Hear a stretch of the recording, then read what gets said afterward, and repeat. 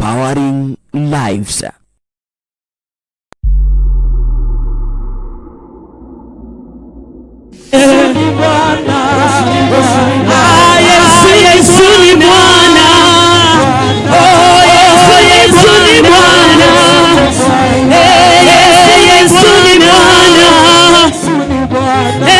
Anatupenda Mwokozi, yeye ni mwema. Ananipenda Mwokozi, yeye ni mwema Bwana. Anatupenda Mwokozi, yeye ni mwema. Nakupenda Baba, yeye ni mwema. Yeye ni mwema. Yeye ni mwema. Yeye ni mwema. Yeye ni mwema Baba. Yeye ni mwema. Yeye ni mwema Baba. Yeye ni mwema. Haya, piga makofi kwa Yesu.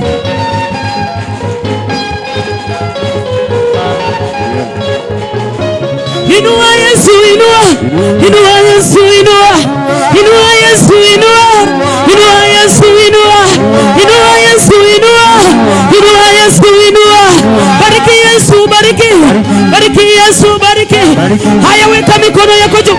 Mikono juu, mikono juu, mikono juu, mikono juu, mikono juu. Mikono juu, mikono juu, mikono juu. Mikono juu, mikono juu, mikono juu. Mikono juu, mikono juu, mikono juu. Shangwe na vigelegele kwa Yesu. Cheza, cheza, cheza, cheza, cheza, cheza, cheza, cheza, cheza, cheza, cheza, cheza, cheza, cheza. Haya, shika jirani yako mkono, tucheze kidogo. Shika aliye karibu na wewe mkono. Hata kama ni adui, shika yeye mkono. Kanisani hakuna adui. Sisi sote ni marafiki. Shika yeye mkono.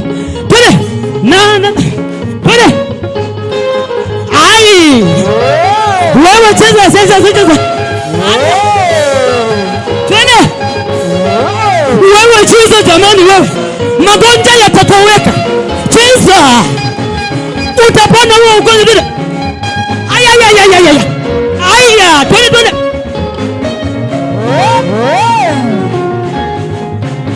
Rukisha huyo mtu, rukisha yeye. Twende. Ruka juu.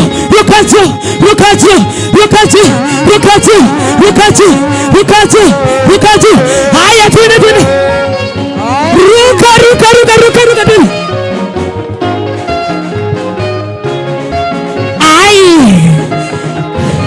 Kila mtu na style yake sasa. Cheza style yako mwenyewe. Chezea Bwana. Tupe muziki wa Yesu.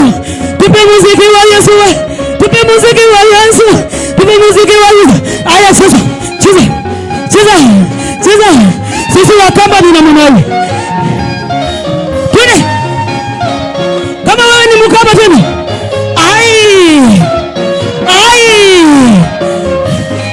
Wakikuyu mko wapi? Twende. Gai wakwa. Nainagira gai wakwa. Machuka makomo. Nainagira gai wakwa. Nainagira gai wakwa. Ai, machuka makomo. Hallelujah, hallelujah. Hallelujah, hallelujah. Hallelujah, hallelujah. Majuto makomo. We munene.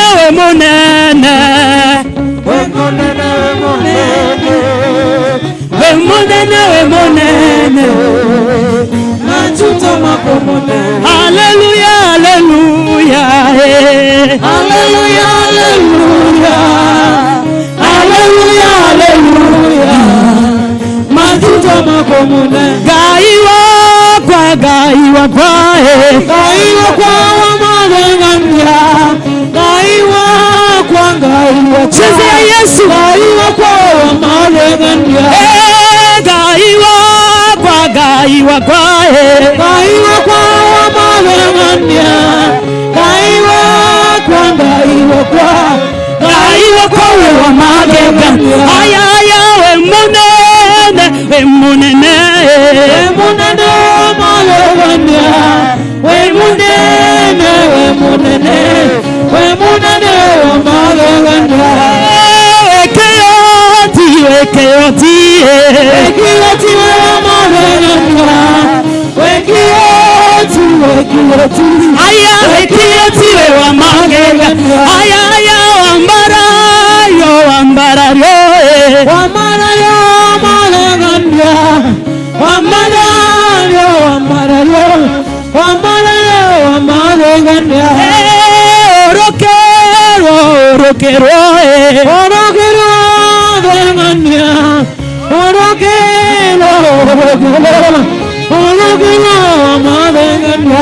Goro ya kwanera kena goro ya kwai ma goro ya kwai kaiwa wega kaiwa haya ni todo goro ya kwa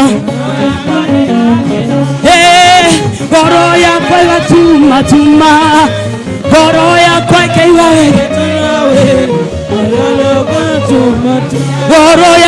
goro ya kwanera kena goro ya kwai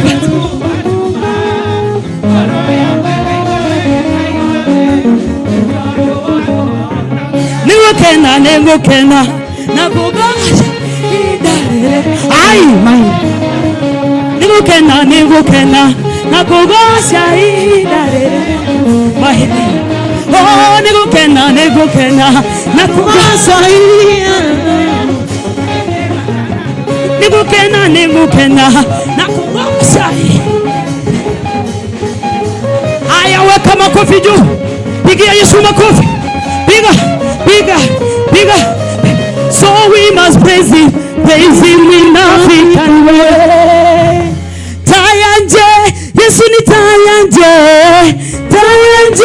Yesu ni tayanje, Yesu ni tayanje, Yesu mwana wa Nyasaye tayanje, tayanje, Yesu ni tayanje, Yesu tayanje. Yesu mwana wa aiye tayanje Yesu ni tayanje Yesu tayanje Yesu mwana wa Nyasaye ni tayanje oh mulila wanje Yesu mulila wanje Yesu mulila wanje Yesu mulina wanje twende Yesu mwana wa Nyasaye mulina wanje ai tayanje Yesu ni tayanje Yesu tayanje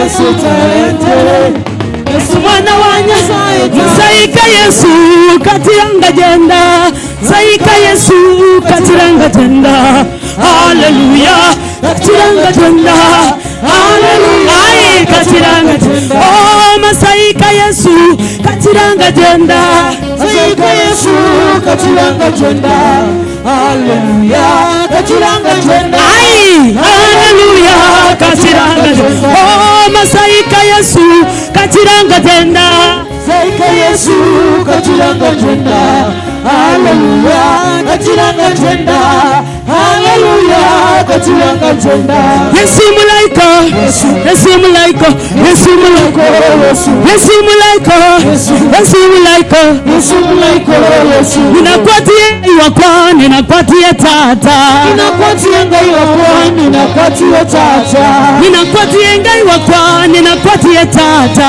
ninakuatia ngai wakwa ninakuatia tata ninakuatia ngai wakwa ninakuatia tata ninakuatia ngai wakwa ninakuatia tata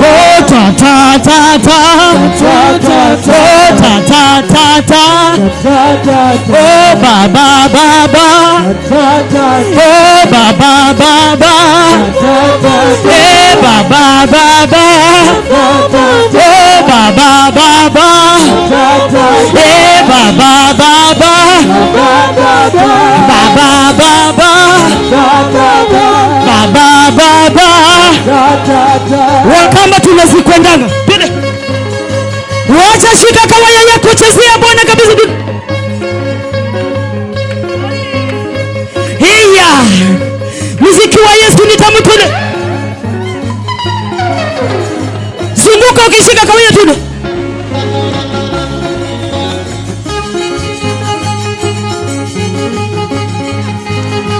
Kwata kawaya. Kwata kawaya tule. Kwata kawaya. Inyonde muyaseyo, tuyaseyo. Inyonde muyaseyo, tuyaseyo. Kanisa muyaseyo, tuyaseyo. CFC muyaseyo, tuyaseyo. Kwata kawaya. Kwata kawaya. Weka mikono yako juu kwa Yesu. Piga, piga, piga, piga, piga, piga, piga, piga. Shangwe na vigelegele kwa Yesu.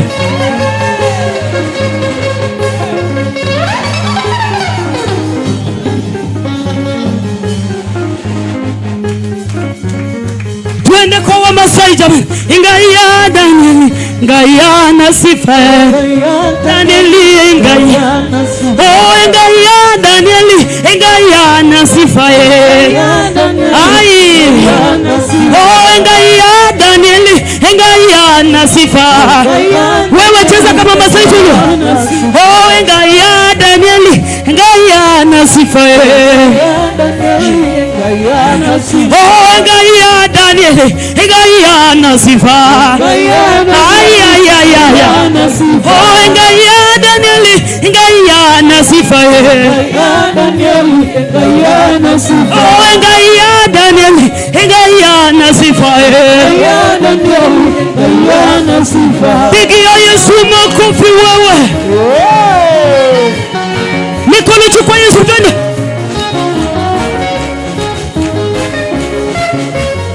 Tunaenda na munani.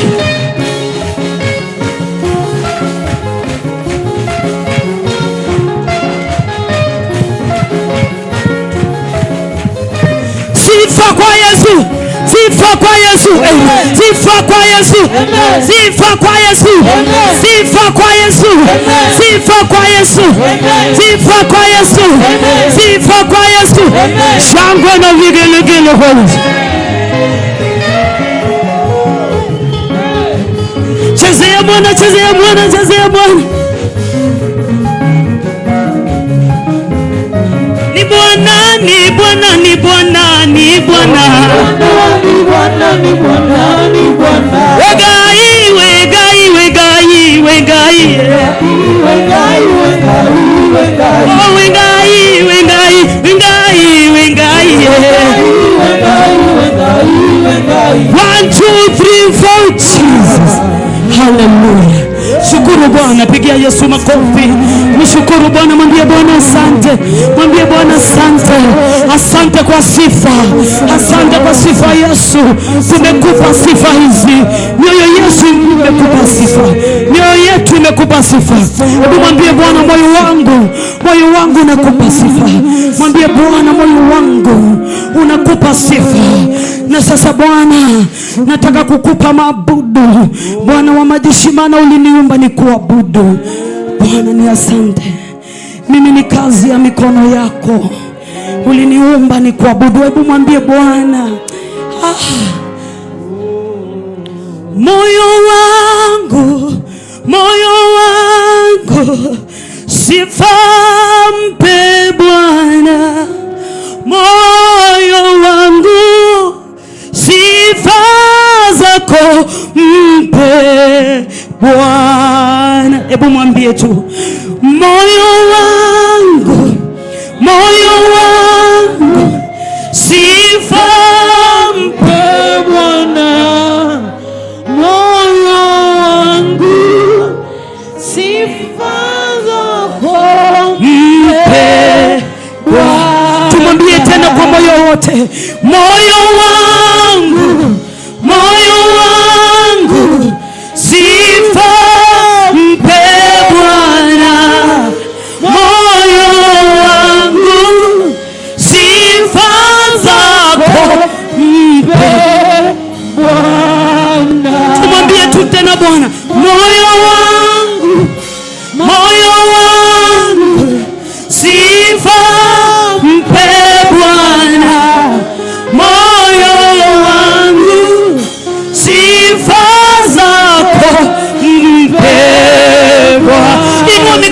yako mwambie Bwana, moyo wangu, moyo wangu, sifa mpe Bwana.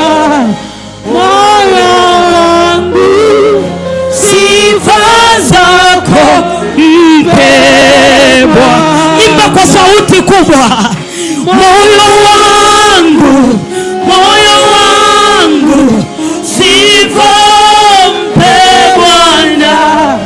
Moyo wangu, sifa zako mpe Bwana. Imba nikana kwamba unaelewa. Moyo wangu, moyo wangu, imba kwa kuelewa. Sifa mpe Bwana. Moyo wangu, sifa zako mpe Bwana. Nakuambia, ukijua vile Mungu anayetupenda, upendo wake ni wa ajabu, moyo wako unafaa kumpa sifa Bwana.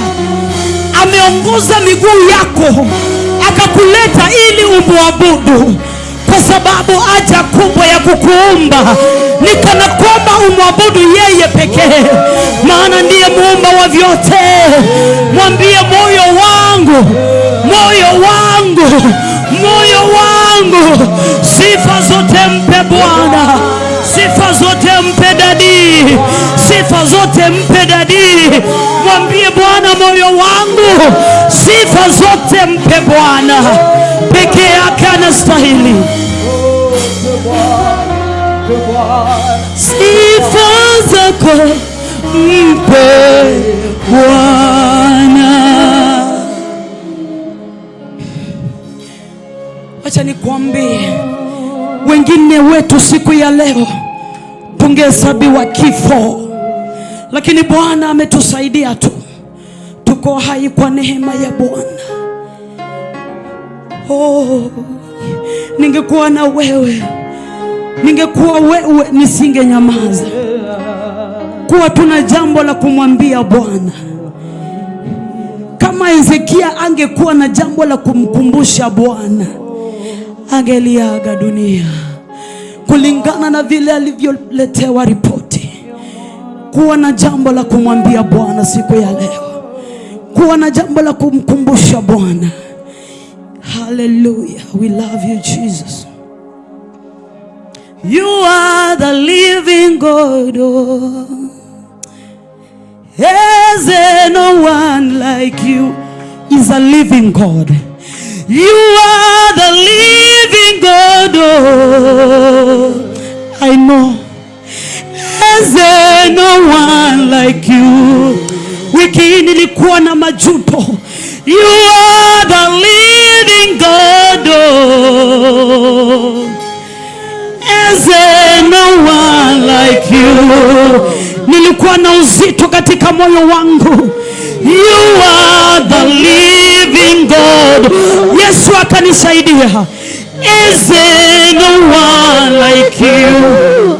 Ekueme, ekueme, ekueme, ah, ekueme, ekueme. Jesus, you are the living God. Is there no one like you? We have to worship Lord with understanding. Ekueme, ekueme, I always say, means the God who says and does. Mungu anayesema na kutenda. Akisema leo hii upone, unapona kabisa. Akisema leo hii uinuliwe, unainuliwa. Akisema leo hii utapata kazi, utapata. Maana ni yeye anasema na anatenda kwa wakati. Wakati wa Bwana ukifika anatenda. You are the living God, oh. Is there no one like you? Is means the King. You are the living God, oh. Somebody say yes. Is there no one like you? Ekueme, ekueme, ekueme. Aseme na atende kwa maisha yako. Ekueme, ekueme.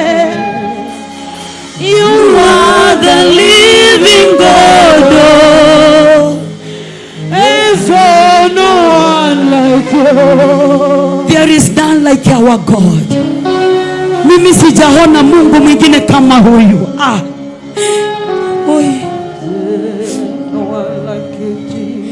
Kwa wiki ambazo zimepita nilikuwa nasumbuliwa na tumbo, inauma, najiuliza maswali,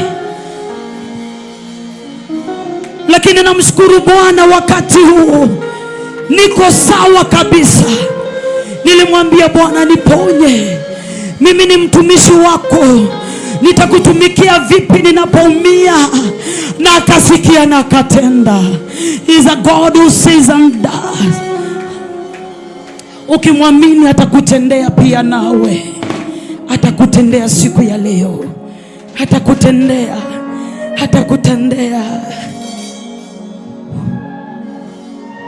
Father, we thank you. Father, we worship you. Kichwa cha leo kinasema seek the kingdom of God. Tutafute kwanza ufalme wa Mungu, mengine tutazindishiwa. Nakutaka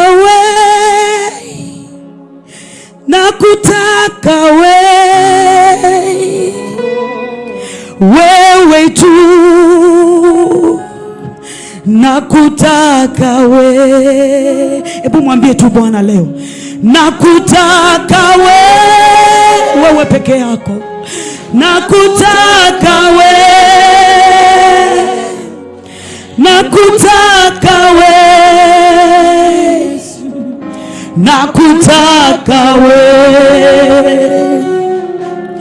kimbilio langu,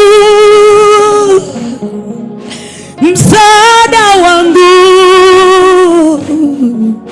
nakutaka Yesu, nakutaka Hebu mwambie Bwana, nakutaka.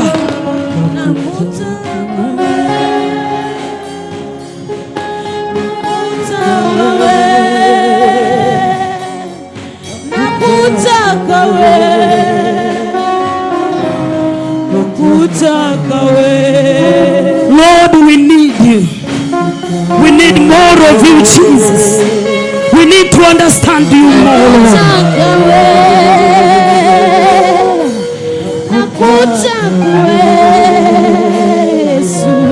Nakutaka Sasa usipomtaka Yesu utamtaka nani mwingine? Usipotamani tu Yesu kwa maisha yako, unatamani nani mwingine? Basi yeye ndiye kimbilio la maisha yetu, yeye ndiye tegemeo la maisha yetu, yeye ndiye kila kitu. That's why we seek the kingdom of God first. The other things will gonna follow. Nakutaka tuimbe sote kwa pamoja. Nakutaka Yesu wangu, nakutaka nakutaka Yesu, nakutaka wewe peke yako, nakutaka nakutaka nakutaka Yesu, nakutaka Hallelujah. Asante Yesu. It is you I need alone. We love you Jesus. Tunakutaka wewe Yesu peke yako Bwana. Wewe ni zaidi ya yote, ni zaidi ya vile tulivyoelezewa na marafiki zetu na watumishi wa Mungu. Uko zaidi Yesu. Kama umeketi, simama kwa miguu yako tu, simama tu. Haja kubwa ya kuja katika nyumba ya Bwana ni kumwabudu Yesu, kumwabudu tu Mwokozi, kumwabudu tu Mwokozi. Nishike mkono Bwana, nishike mkono, nishike mkono Bwana, nishike mkono. Hebu mwambie tu Bwana, nishike mkono Bwana, nishike mkono Bwana Yesu, nishike mkono Bwana, nishike mkono kwa safari yangu Bwana, nishike mkono, nishike mkono Bwana, nishike mkono. Mimi siwezi Bwana, mimi siwezi. Mwambie Bwana, mimi siwezi, mimi siwezi usiponishika mkono. Mimi siwezi. Oh, uniongoze Bwana, uniongoze, uniongoze Bwana, uniongoze. Tena unene nami Bwana. Mwambie Bwana, nena nami leo. Unene nami Bwana, unene nami.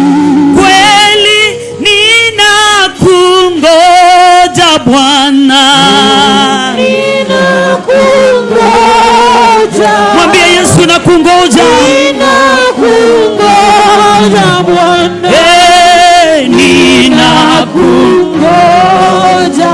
Yesu, usinipite Bwana, usinipite,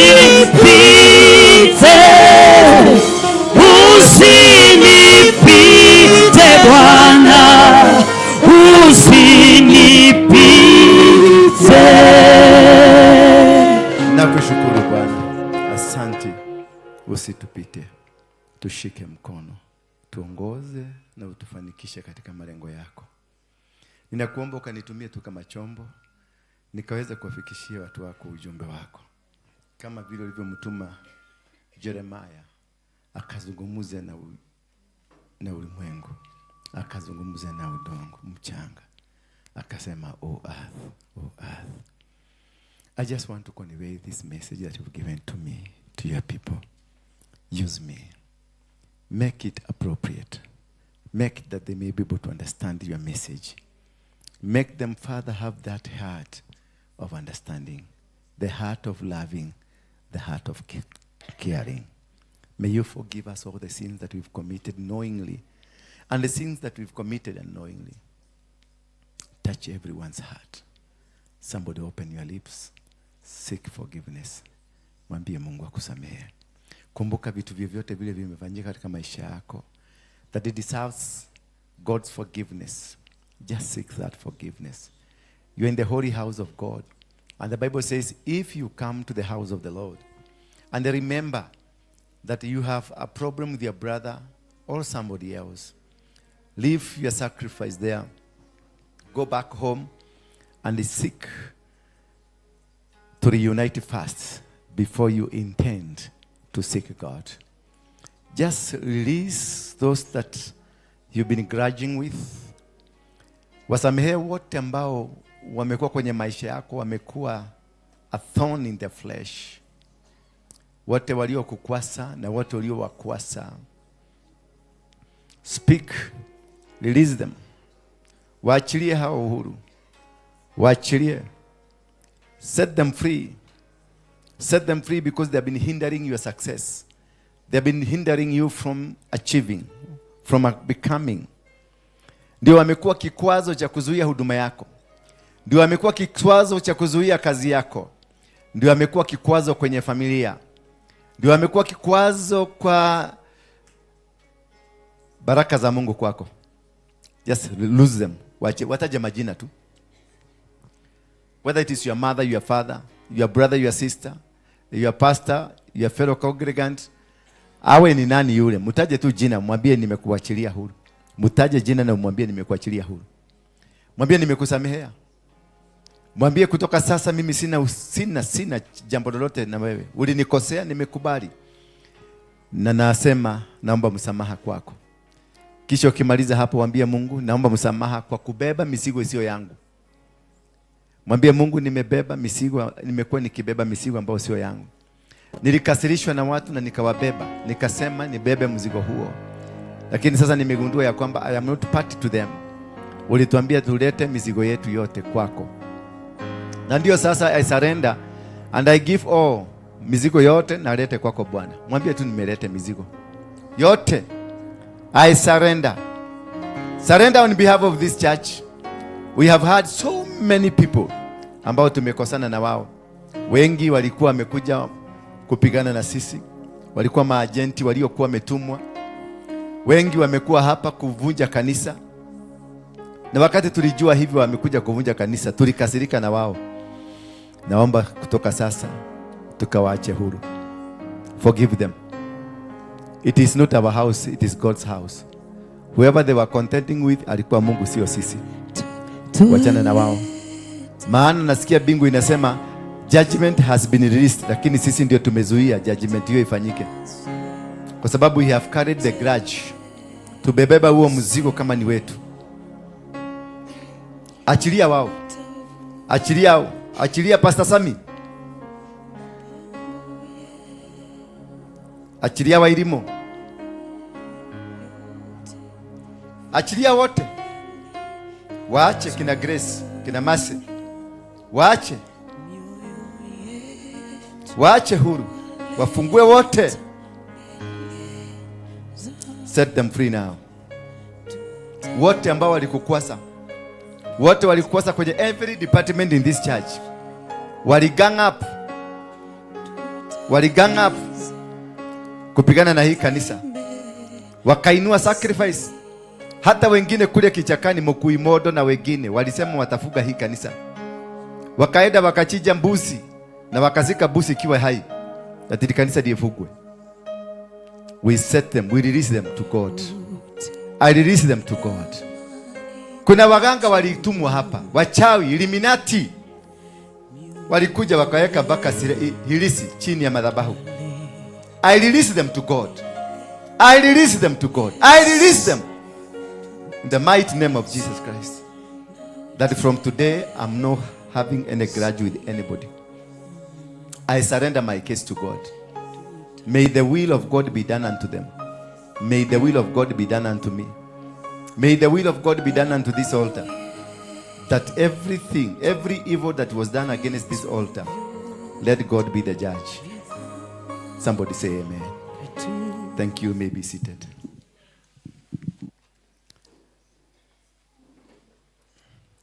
As I was praying in my office, I was led to repentance. Because we have held too much grudges. And I think the devil realized that the best way to fight us is by causing us to be at war every time. And God reminded me that we have always been at war. Give me some high kidogo. We have been at war with everybody because they knew where to touch us. Na walipotuguza tunakuta tunapigana kila siku, tunagobana kila siku, tunachuki na kile. Watu wengi walitukwasa hapa. Akina Pastor Sami, si mnawajua? Kale kamsichana kalijifanya kama nabii. Kuna kengine pia kalikuwa kama Kolino. Alikuwa kama Kolino. Yule alikuwa ametumwa sijui na Pastor Mugani. You remember that time? We have had akina Karo, akina Nancy Kehu, Nancy Kenundu. Nancy Kenundu alikuja hapa juzi akaomba msamaha. Akina Mother, najua Mother, walikuwa mwimbi hapa. Alikuja kwa ofisi yangu akaniambia amepata kazi ya 25,000 kule Lemuru. Lakini nasikia akitembea kwa nyumba za watu nyingi akiomba pesa ya rent na nini. Lakini aliniambia amepata kazi. And you see the work tulifanya hapa mpaka bwana yake akakuja hapa. Bwana yake alikuja hapa na akageuka akakuwa nyoka. Tulikuwa hapa. Na akakuwa nyoka kabisa maana it was a test. We have been going through this test. And this being the month of July, mwezi wa 7. Na uko na meaning kubwa sana kwetu. Ni mwezi wa completion. You cannot complete and then begin the way you completed. You complete, then you begin afresh. Bwana Yesu asifiwe sana. Walikuwa na kaanga hapa chini kuambia mtu, kuuliza mtu usirudi kukuja hapa kwa hii kanisa. Utadugwa na kisu. Walikuwa nateremka hapa chini. I forgive them. Whoever that they are, I forgive them. Waambie wote.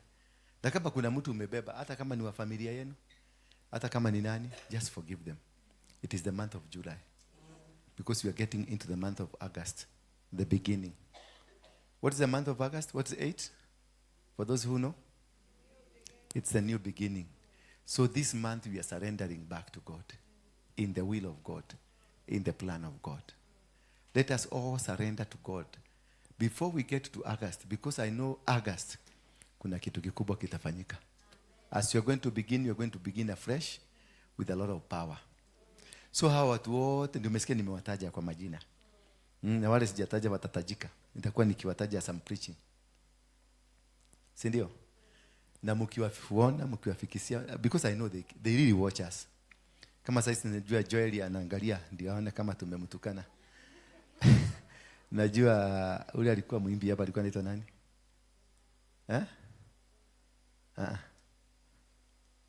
Shiko, akina Josephine, akina Sense.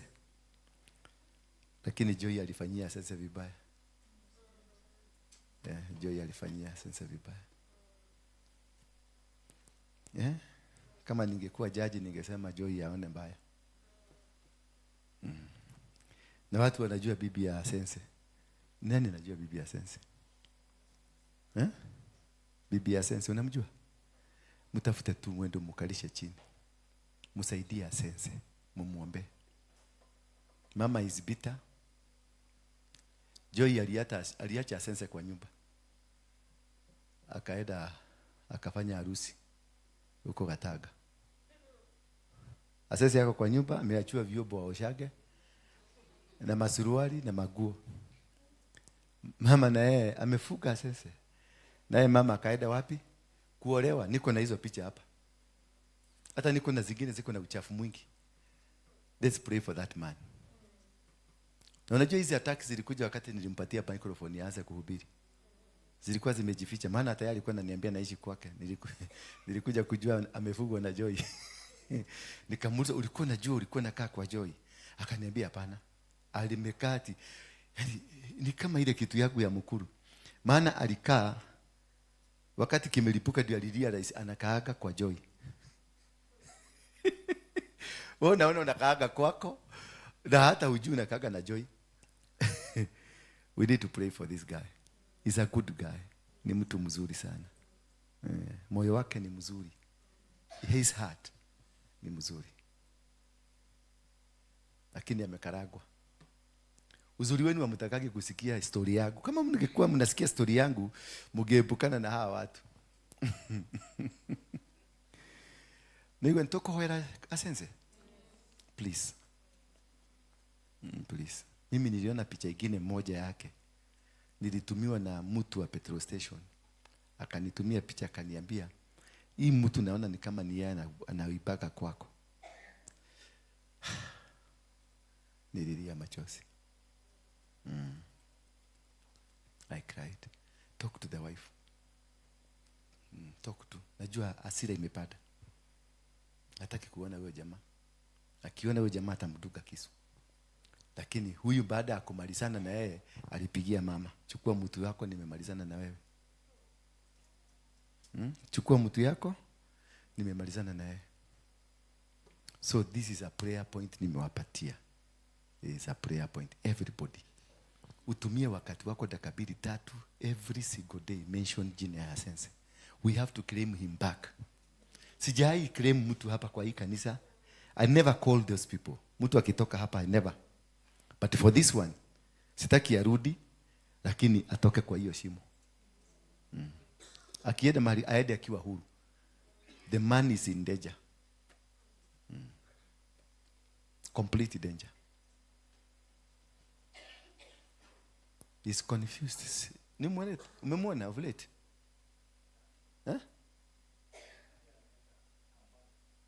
Kampala. Muombeeni hata kama ako Kampala, kama ni ya ukweli.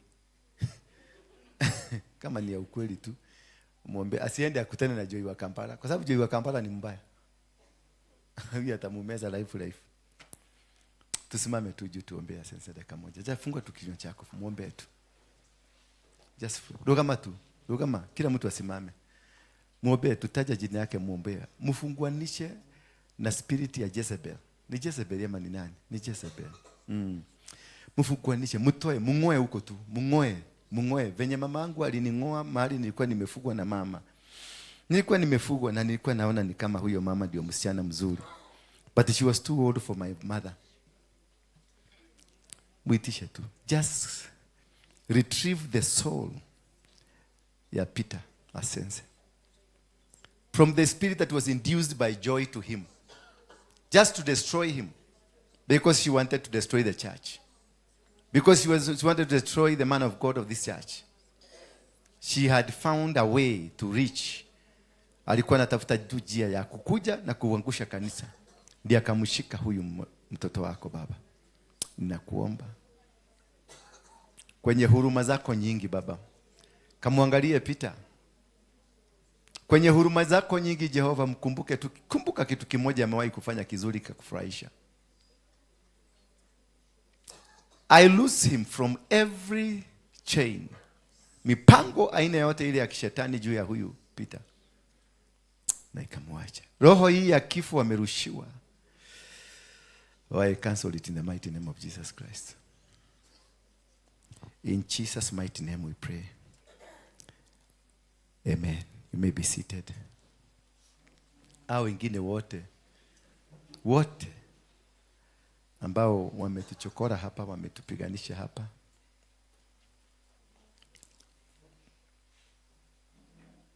akina waziri walikuwa naiba pesa ya sadaka, na wasamehea wote. I forgive them. All of them who rose against this ministry, I feel from my deep heart that they may be forgiven. I release them, that may God be the judge upon their life, because He only knows their heart. He only knows why they are there, why they came here. And whatever they were doing here, may God forgive them. Because I just want a new beginning. I want to start a move that is very... And God reminded me, I also was praying. He reminded me, see what I did in Jacaranda for you, I will do much better than that.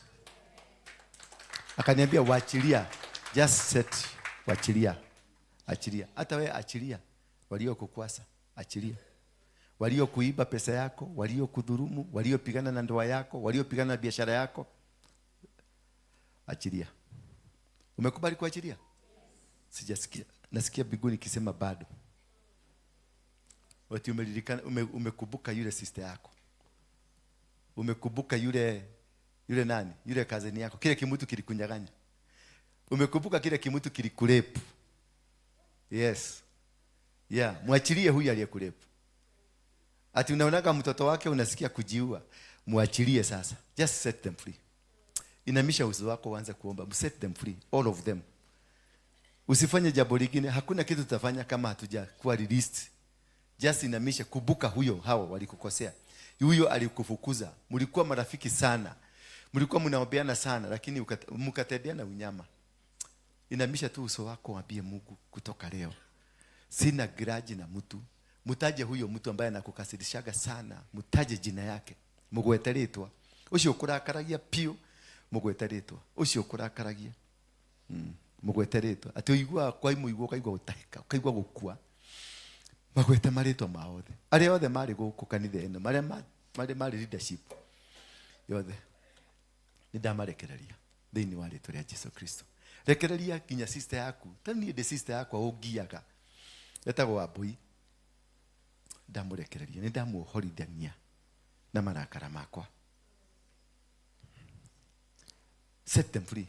Achiria hao, kumbuka hao watu wote, maririkane igũrũ nĩrĩkwaria na nĩrĩkuga nĩtwarekerwo na nĩtwarekanĩra. Arĩa manarehe ithito gũkũ tarĩu mararehete kĩngĩ haha kia Makonde, lesbian arĩa mararehete roho wa lesbian gũkũ, wa gay,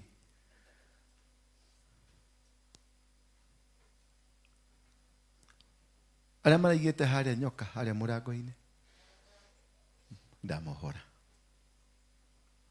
Arĩa matũmĩtwo nĩ ahunjia, matũmĩtwo nĩ aũru, arĩa maratũmĩtwo nĩ manyuro, arĩa maratũmĩtwo nĩ mabishop mararĩ gũkũ, ninawafungua. In Jesus' mighty name we pray. At least nasikia uzito huo umepungua. Na tuendelee kwa wiki hii kwa siku 7. Wale wanajua kufunga ufuge. Wale wanajua kuendelea kuomba kama unakula ukule. Lakini siku kuanzia kesho Monday mpaka Sunday is a special week. Sema special week. Very special week. Very special week for us. Mungu anasema tuingie into total surrender because he's about to do something. So we surrender completely. Ambia mwenzako surrender. Surrender kabisa because he's going to lift you up. Wale watu mmefugwa in kifugo cha kifamilia, cha kibiashara, whatever that has happened or has been happening into you. Hii wiki 7 days are enough to fugwa. Hauhitaji pastor. Hauhitaji. Kama kuna biashara yako imekwama, hii wiki itafunguka. Bwana Yesu asifiwe sana. Kama kuna huduma yako imekwama, hii wiki utafunguliwa. Kama umefikishwa mwisho, kuna watu hapa wamefika mwisho. At the tail end, yani wamefika mwisho. Anaona afadhali nife badala ya aibu hii. Hiyo aibu imeondolewa kutoka sasa. Bwana Yesu, kuna watu kutoka sasa mkiingia maombi sasa hivi kama Danieli, siku ya kwanza utakuwa umejibiwa already. Bwana Yesu asifiwe sana. So this is a week of total repentance, for total surrender. Unaiwa Pauline? Umesikia? This is total week ya kuweka kila kitu chini. Surrender. Kabisa, usurrender from your heart. From your heart. Kuna mzee alikopo naitwa Mkui Modo alinisikia jana alisema ataniua. Ndamurekera. Todo ekire athaka kanakio. I just forgive him. Utiri hede uko. Ugaga. Umewahi kushinda Mungu. Tell him like that. Hakuna. They have tried all. Hakuna kitu hawajajaribu. Kila kitu. Utiri, there is nothing that they have not done. Wameniwekea, ya mwisho ilikuwa sumu. Swali niwekea hapa. Nikakula chakula imewekwa sumu, Radion. Mungu akaniambia kula umalize, alafu kunywa maziwa. Nikakunywa maziwa, nilisikia ni kama Baba Shirandula. Nikatoa. Harufu ndio iliniambia ile kitu umetoa ni sumu. Mpaka wakakuja wakakaa, walikuwa wamekaa hapa. Wakakuja mmoja, wakatuma mmoja siwede waangalie kama amekufa. Jamaa alikuja akaniuliza, Apostle, haumwi mahali? Haumwi? Nikamwambia hapana, mimi niko sawa. Yaani uko sawa? Nikamwambia I'm okay. Why? Akarudi hapa. Najua hizi kamera zangu hizi nimeweka sauti unasikiaga, inashikaka mpaka sauti. Sasa walikuwa wamekaa hapa. Nikawasikiza. Imagine hata amekula chakula imeisha na nimeona na hajakuwa hata hana dalili. Hata hana dalili. Nikakuja nikawauliza kwani ni nini mlikuwa mmefanya? Ndio baadaye mmoja wao akasema walikuwekea sumu. Ni nani alitumana? Ati kuna pastor fulani, bishop fulani, sisi kama ni apostle, amepatiana 400k. Sasa nikashindwa. Yaani wahodhi uoneke 400k. Yaani hakuna nikiwa na value. Wananiua because of 400. Kama uhodheti ate. Si after value ungetisha kama milioni 100 at least. Mimi niko na value. Lakini haikufanya kazi. Hata kama huyo jamaa amekufa, alikufa na alikaa moja miezi 3. Aliteseka, alikaa kwa baridi miezi 3. Hata kama amekufa nimemfungua mahali popote alipo. Na wale watu waliohusika pamoja na wafungua. Na Bwana mbinguni awasamehe.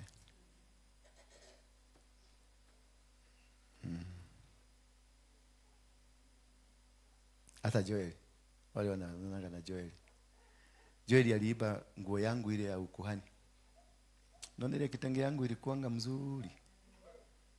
Joel aliiba akaipeleka kwa mganga. Ndio nisiwahi kuvaa nguo ya kikuhani. Mungu amsamehe. Bwana Yesu asifiwe sana. Hata Pastor Sami na ule pastor mwingine tulikuwa tunamuita Karanja.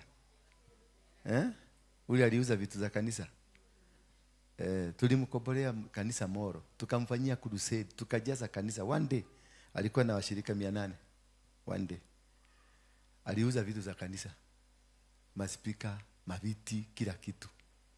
Alafu alikuwa anaita wachuga kodoo kutoka hapa Nairobi. Zilikuwa zinatoka hapa Nairobi. Kodoo. Zinaenda mpaka Moro kuchinjwa. Amekula merino sheep. Inaitwa Moro lamb. Moro what? Inaitwa Moro? Moro lamb. Ile nyama ni Moro lamb. Lamb chops za Moro. Lamb chops. Hata yeye ninamfugua. Nilisikia vibaya nikaomba maombi ya kumfuga na kumlaani. I set him free. Na David mahali popote. Walishirikiana na yule mama akamaua hapa. Najua yule mama akamaua hapa. Wananitumiaga message ya kunitusi. Wakiwa na hiyo mama akamaua. Kalinitusi kakaniambia ati jeneza yako iko karibu. Ati ile pesa kamewahi kutoa hapa Mohodhi. Hiyo pesa nikusanye ninunue jeneza because I'm dying anytime. Alafu akanitumia David, picha ya David. This is my one and only. Na mama ameolewa na kaka hapa Mebuli, ameolewa na bwana yake anauzaga madawa za pharmacist. Na bwana akajamaa kanalalaga kwa nyumba na bwana akilala huko juu na mama anateremka. Si unaona? Juu kanafanyanga kazi hiyo kama mama kalikuwa anafanya kazi hapa ya Chiromo. Ile ya watu wamekufa.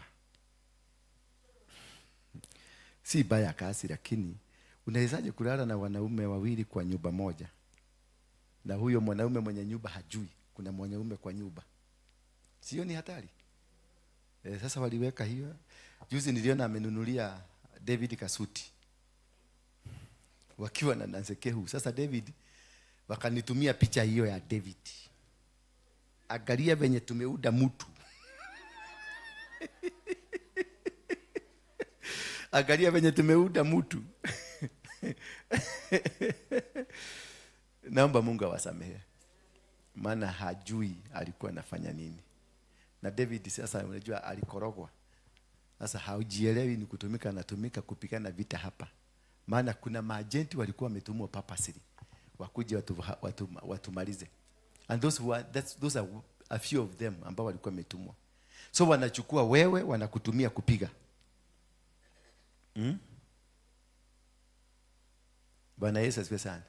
So all of them wote ni wengi sana, siwezi kutaja majina yao wote. Mtu ambaye amewahi kukanyagisha miguu yake hapa na akakuja akafanya ile mambo alifanya, Mungu wa mbinguni amfugue. In Jesus mighty name. Yes my brother. You went and back. Yeah? Home is best. East or west? Home is best. Mpigeni makofi. Yes. Simama tu hapa, tuambie maneno. Salimia watu wa Mungu. Naona uko mrefu sasa kidogo. Praise God. Kwenye wanijua naitwa Jonathan. Nilikuwa nimetembea kidogo tu hivi napiga round. Lakini sasa round imefika mwisho. Haijafika mwisho vizuri. So najiandaa tu. Unajiandaa? Anytime naweza rudi so. Au unajipaka kukuja? Yeah, maybe. Yeah. Wacha kujipaka. Wewe rudi. Unajua huku kujipaka ukienda. Wewe rudi, wewe ni mtoto wa nyumba, wewe rudi tu. Hakuna mtu ako na shida na wewe. You're welcome back. Simu mpigie makofi. Yeah. You're welcome back. Just come and take your position. Wewe ni mtoto wa nyumba. Unajua wewe mtoto alikuwa the prodigal son. Alikuwa naomba akae kule nje akule na maguruwe. Baba akasema hapana. You are part of this family. Hautaenda kukula na maguruwe. You are part of this. Tumetoka bali na wewe. Kutoka huko mpaka hapa. Najua unaenda. Mungu amefungua mlango yako unaenda ng'ambo. Utaenda nchi inaitwa Canada na utaenda place inaitwa Ontario. Yes. Kwa hivyo wewe vumilia. Wacha process ya Mungu sometimes inaendanga ni kama haifanyi, ni kama inafanya, ni kama unaona ni kama imechelewa, ni kama maombi hii kufika, ni kama huyo pastor hana nguvu. Lakini ilifika. Ni date ya Mungu. Mudate ya Mungu aliandika, hakuandika hii mwaka, mwanzo wa mwaka, aliandika ukienda kumaliza mwaka huu, ukienda mwaka mpya. Sasa hii katikati hapa mpaka hiyo cheza kama wewe. Hapa cheza kama wewe. Ukae karibu na Mungu naye Mungu atatimiza. Umeelewa nani? Mungu atatimiza. Yote ambayo alisema kukuhusu itatimia. Wacha kujaribu kufix. Wacha afix. Bwana asifiwe sana. Hallelujah.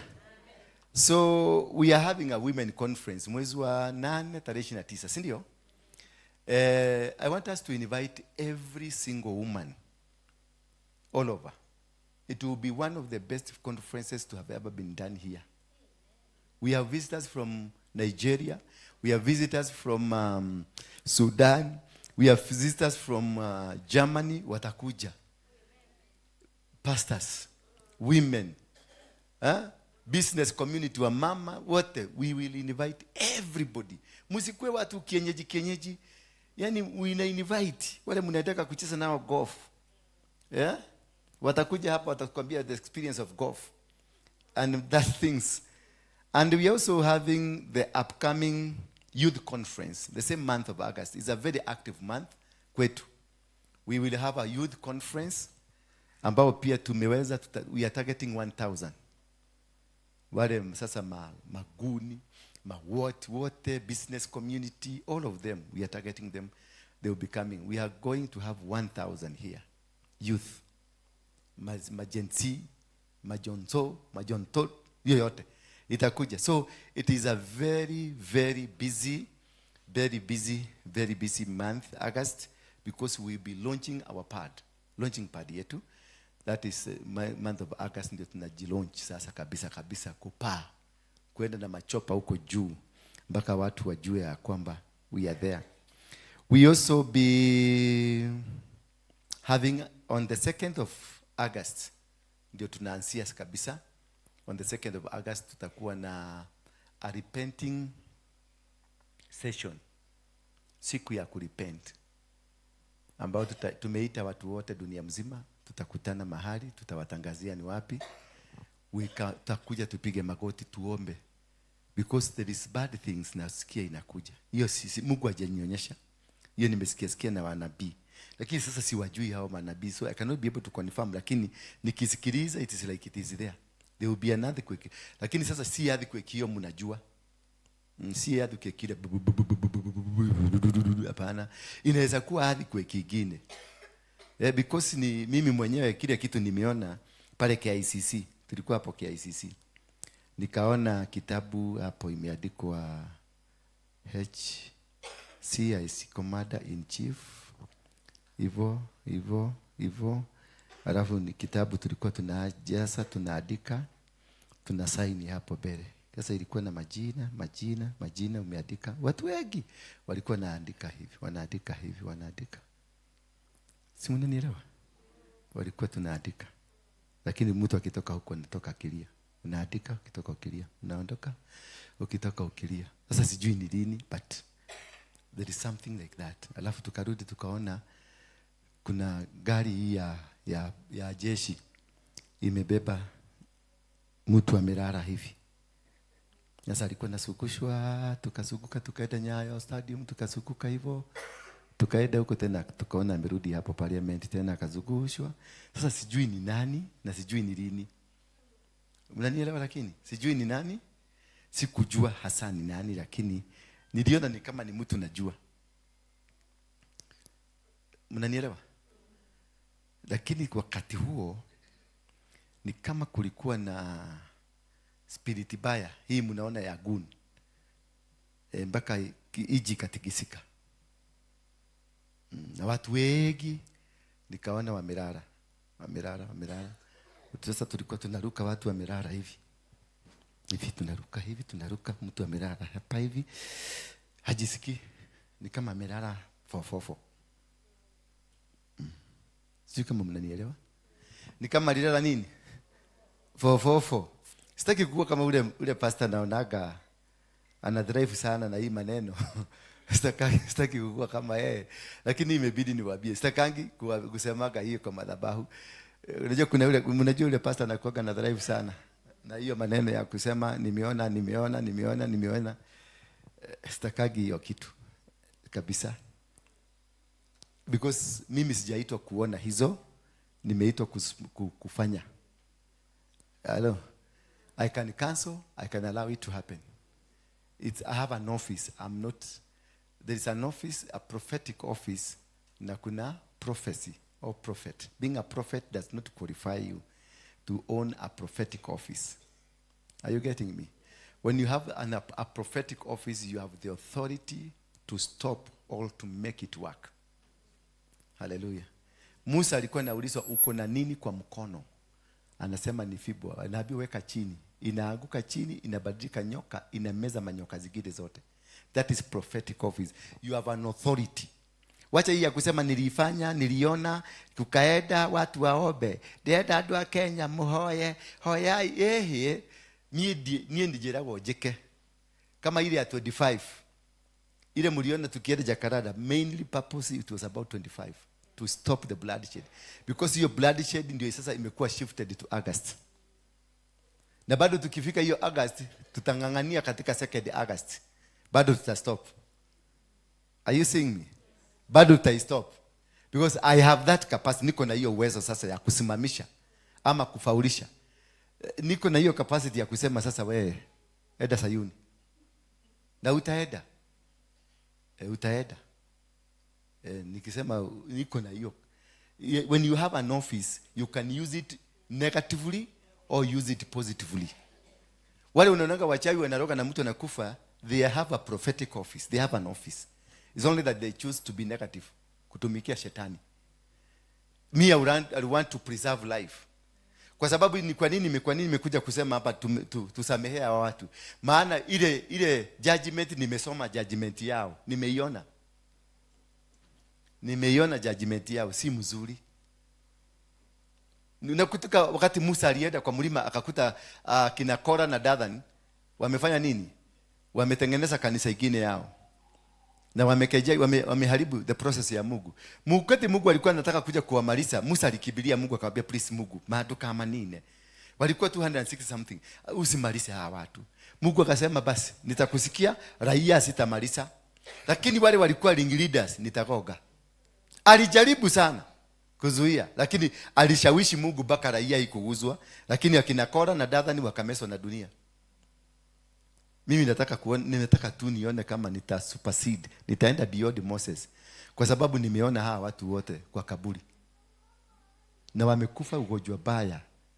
Walikuwa na vidoda kila mahali. Vidoda zilikuwa zinatoa magunyo. It's a very painful. Alafu ni kama walikuwa wamekaa kama miezi mingi wakiteseka. Wanaenda hiyo hospitali wanakataliwa. Sasa hakuna mtu anakuguza. Wewe unaona tu ukikufa pole pole. Sasa kuna mzee mmoja aliniuliza, huyu mzee alikuja kwa ndoto, akaniambia kotagiaria na Ngai amarekere tondu no akoigwe. Huyu mzee ndiye aliniambia uongee na Mungu kwa sababu anaweza atakusikia. Sasa sijui aliongea na Mungu akamwambia mwambie niulize. Lakini niliona hivyo. Hao watu walipigana na sisi hapa. Hawa watu walitoa washirika hapa. Hawa watu walipasua kanisa. Hawa watu walituendea huko kwa waganga. Wote niliwaona kila mtu. Yaani ni kama walikuwa Kenyatta, ilikuwa kama concentration camp. Ni kama hii ya Ebola na hii.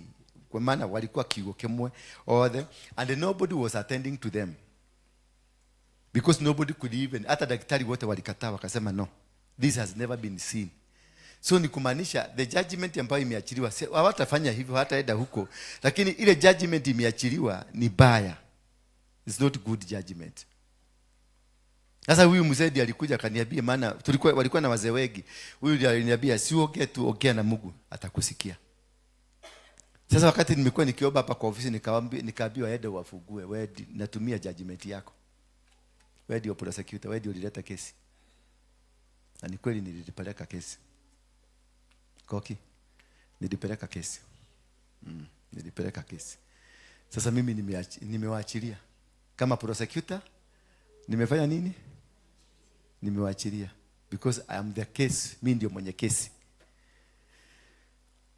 Najua atasema mimi ni ujinga, niko na migi. Umogeke ije nitoka kwa kichwa. Ni kama ni wao walinipeleka kwa mogeke. I am myself. I know who I am. And I know where I am. Na kule niko kesho. And even 100 years to come, nitakuwa hapa tu. Hata miaka ingine 100 ikikuja, I will be still here. Odiwera mukui modogo. I will be still here. Huyu ndio nabii wa mkuu modo. Nego. Ndagutuma. Shika, mpatie microphone. Simama hapa. Bwana asifiwe. Simama hapa kila mtu akuone. Dada huko igerera gitara iguru.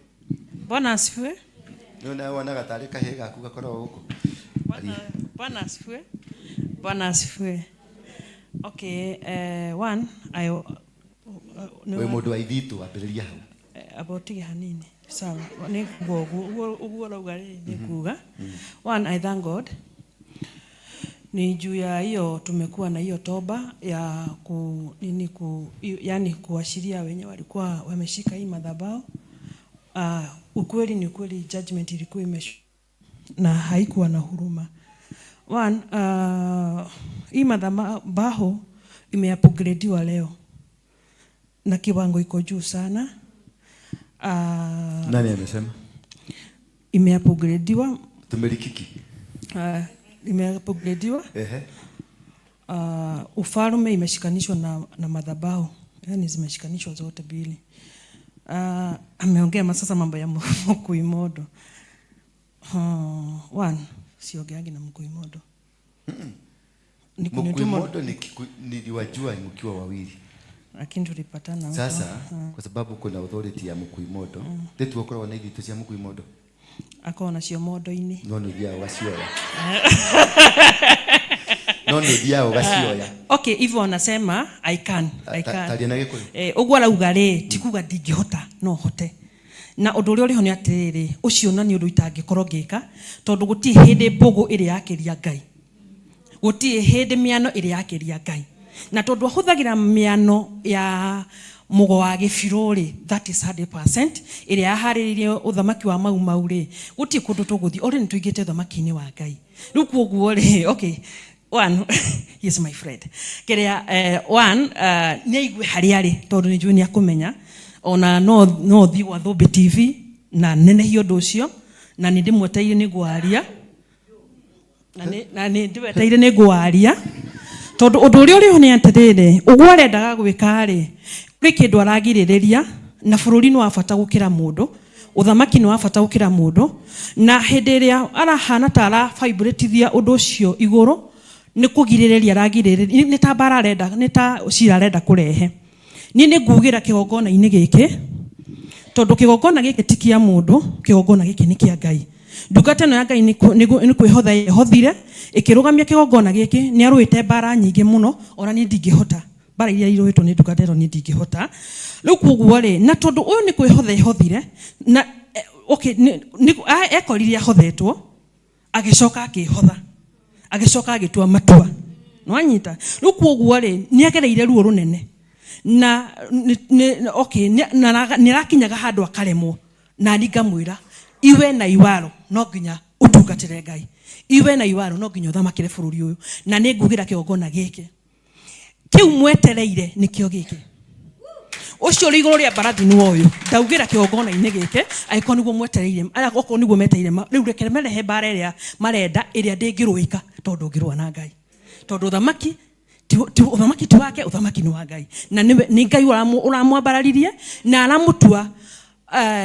aramutua uthamaki wa ndungata cia Ngai ni ndungata iriku athinjiri Ngai aria othe mehothire nigetha mathogore uthamaki wa Ngai anabii othe aria methogorie na thakame yao nigetha mathogore uthamaki wa Ngai atumo othe aria methogorire nigetha mathogore yani mathogore uthamaki wa Ngai na mau ni undu wa guthogora kiogona kia maithe niwe ndungata eno uni ndauga nigetha let it vibrate nona ruo niwe Ngai ekete atia na iguru yake ni thumbi iria iki ndauga uguo tondu okay ni ru ndikwihitha ringi ni ndihithite muno rugura marima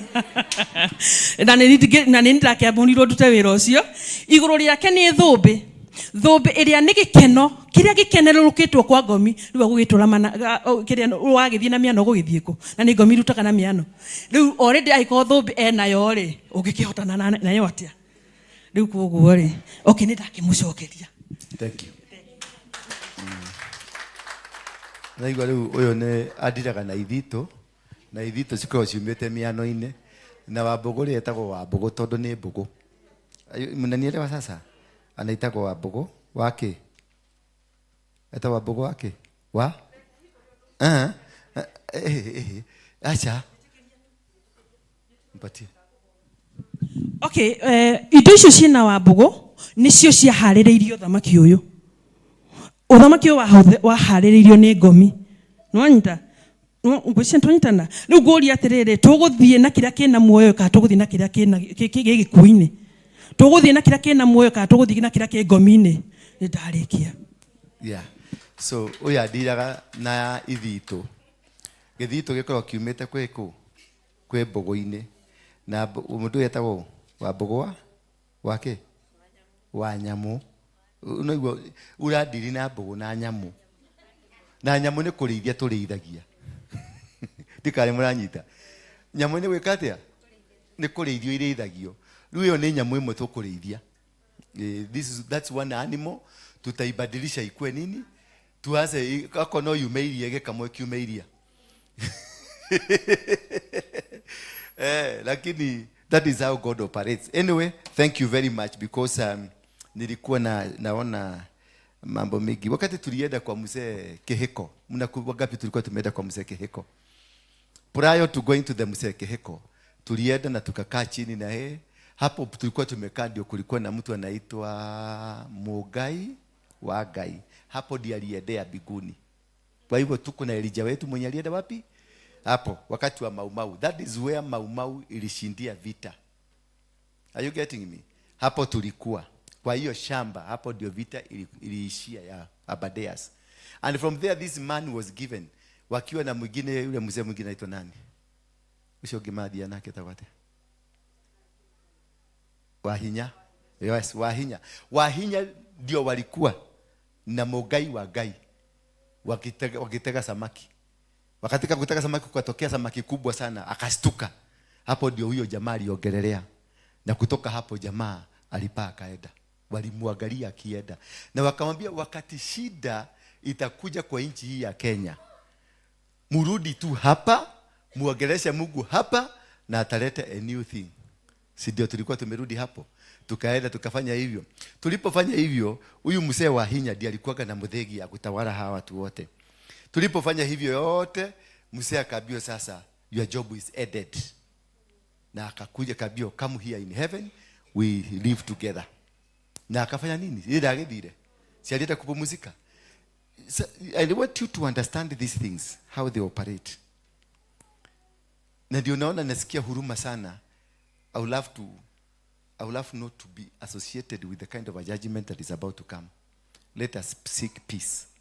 Let us repent and seek what? Peace, because peace is paramount. You are going to see things that God is going to do in this nation. Not by me myself, but by many people. Mungu ameinua watu wengi. It is not a one man show. Bwana asifiwe sana. Si kitu ya mtu mmoja, ni kitu yuko na watu wengi sana. Na kila mtu anachezea game yake into various places.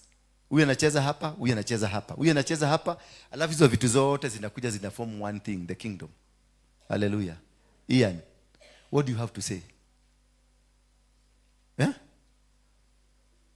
No. Do you have anything to say? Do you have any confession to make?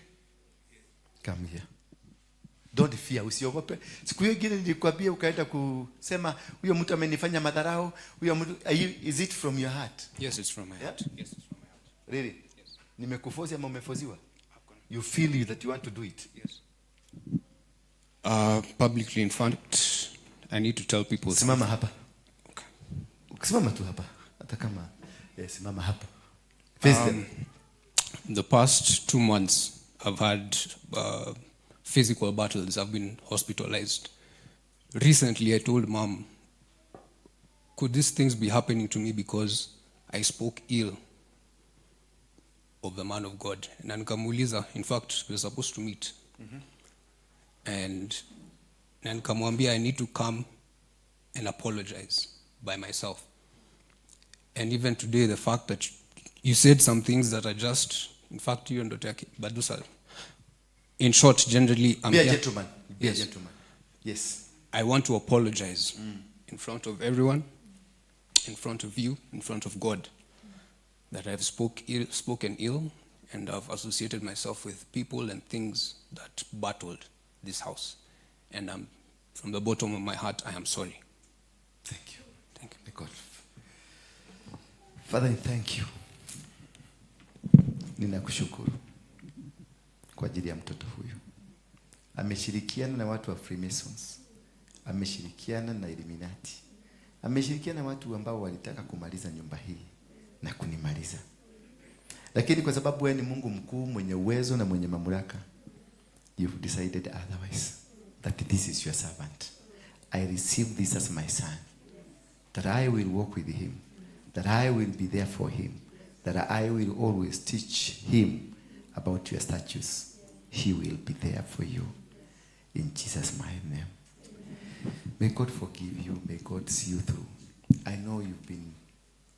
Can you give one minute? Umeshamewa sasa? Can you give one point? They asked you to do anything bad about me. You have your microphone. I was just supposed to basically... Usiogope? Yeah. Yeah, usiogope. Basically, I was supposed to like infiltrate, nikuje, tafute tu kasoro kadogo, nampatia information. Yeah, but you can't play both sides. So nikajidisassociate, but still by associating myself, I got stuck in between. Ili anasema kama fisi anatembea hivi kwa sababu alijaribu akapasuka. So that's what happened. Yes. Not I didn't stop coming because there's something wrong. I knew there's something wrong with me. Because I knew my intuition was telling me kuna kitu mbaya ulifanya. Now I think I heard you saying somewhere, I was watching one of your videos, ukasema mtu mbaya anajificha.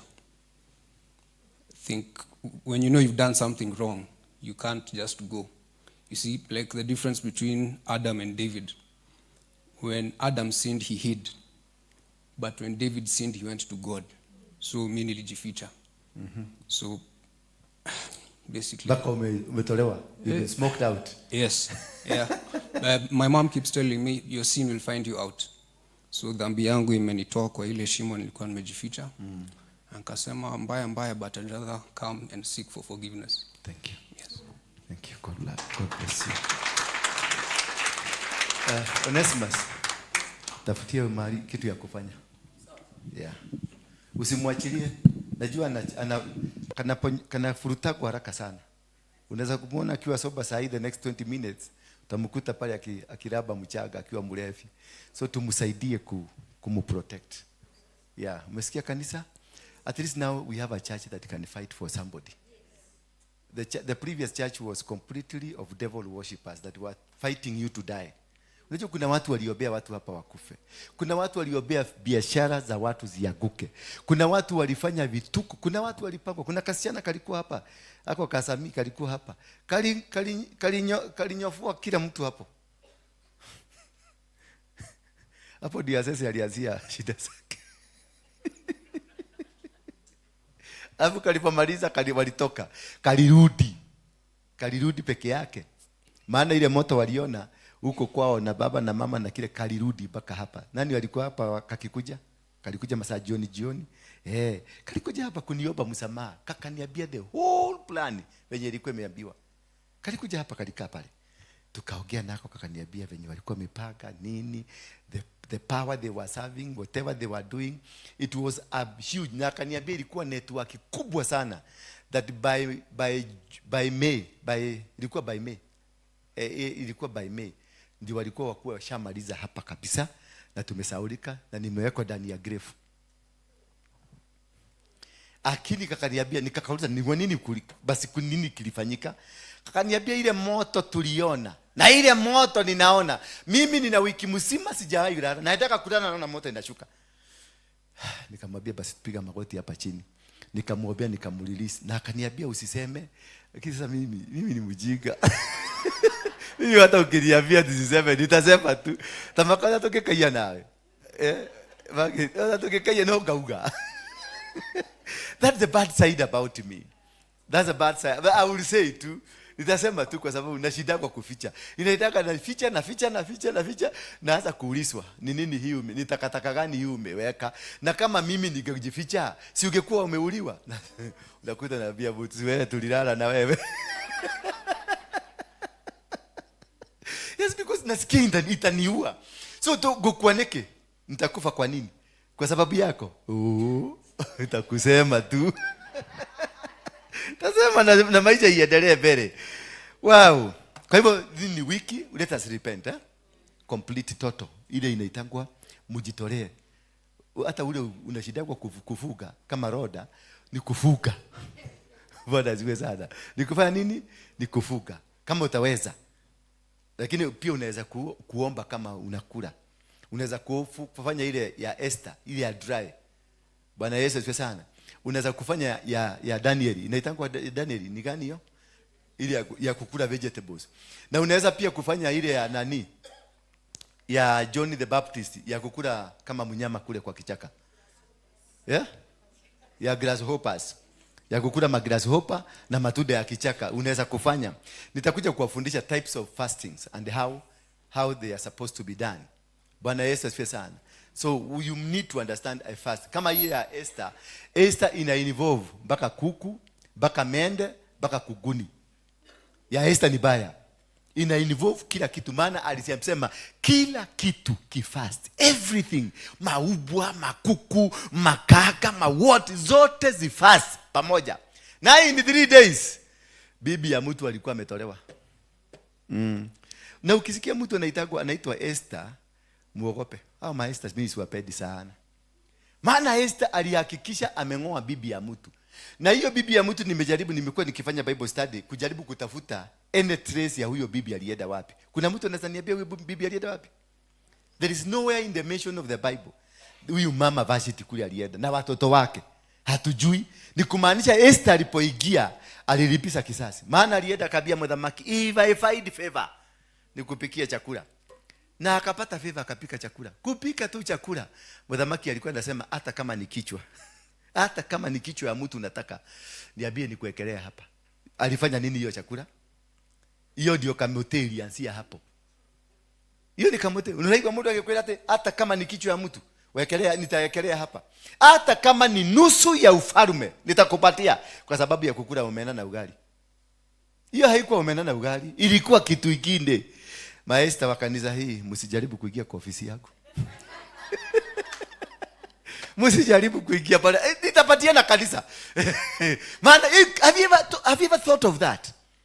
That wakati mzee alikula chakula, wakati tu alikula chakula, alisema hata kama ni nusu. Imagine Ruto akikupatia nusu. Ati sasa utakuwa tukiiba na wewe. tutakula pesa ya mafuta na wewe, tutakula pesa ya youth na wewe. Yani hata kama ni nusu ya ufalme, I'll give you. That's the power of Esther. That prayer, your prayer ya Esther, it's when you give yourself all. Baka katoto kama kale kananyonyeshwa, kananyimwa maziwa 3 days. Hiyo kilio inafikia Mungu. Paka makuku zinaambiwa hamutakula, zinafugiwa mahali hakuna kukula hata kegunyo. Na paka na panya za nyumba zinazuiliwa, zinaambiwa hakuna kukula. Ilifanya mama akigia ndani, mfalme anatii, mfalme ananyenyekea. That we can be able to do that. Si tunaweza? Wale wa Esther, inua mkono juu. Wale wanaweza kufaulu Esther people. Msiende siku mingi, muende siku 3. Hiyo siku 3. Esther, watu wa Esther wanaenda huko hata. Wenama. Haya. Na siku hiyo ya Esther hainaga makasiriko, hainaga nini, because it is victory. Ni kuenda unamulika na inakuanga na obsession. This is what I want. Nataka ile geti ifunguliwe. Nataka kuingia kwa mfalme. Nataka kuongoza na kuambia mfalme venye atafanya. That Esther prayer. For those who ambao wataenda kwa Esther, mujipage muende kwa usitafute mwenzako, enda peke yako. Ni kuombea repentance, tusameheane, ndio breakthrough ikuje. Bwana Yesu asifiwe sana. Wale wa Danieli ni anakula mamboga, anakula maspinachi. Inua juu mkono vizuri. Inua watu wa Danieli, wale wa kufuga na kukula. Inua mkono vizuri. Mnaenda kwa hivyo. Watu wa Danieli, inueni mikono. Yes. Na wewe mtu wa Danieli upenye kidanieli. Bwana Yesu asifiwe sana. Watu wa the Baptist wakukula nzige, matuda ya kichaka. Hiyo ni hata mimi naitaka kukula nzige. Hiyo ni mimi nitafanya hiyo huko Gong. Thank you. And anybody, how you know how to pray, just do it. Ni moyo shosho. Yeah? Na dhuri. Ni uko hata kuhiga. Kana kuhiga ina nudhuida. Mukanywa gashoro. Dodeka gashoro. Mukanywa gashoro. Muanunulie ni kauga. Wakunywe kauji. Wazee kama hawa wakitusaidia, wakitupatia backup, tutaenda bali. 7 days. Ni uko hata kuhiga mudhekana. Ni ukinya tukodha nyanya. Nina joki. Nengo kwa leo. Nengo. Ndari kinya gikoyo. Tondora watia. Ndauga atiriri.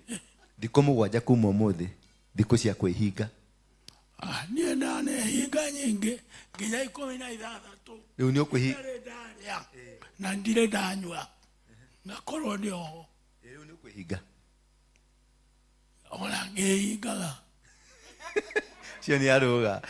My dear, sweetheart, nĩ ũkwĩhinga. Ndino na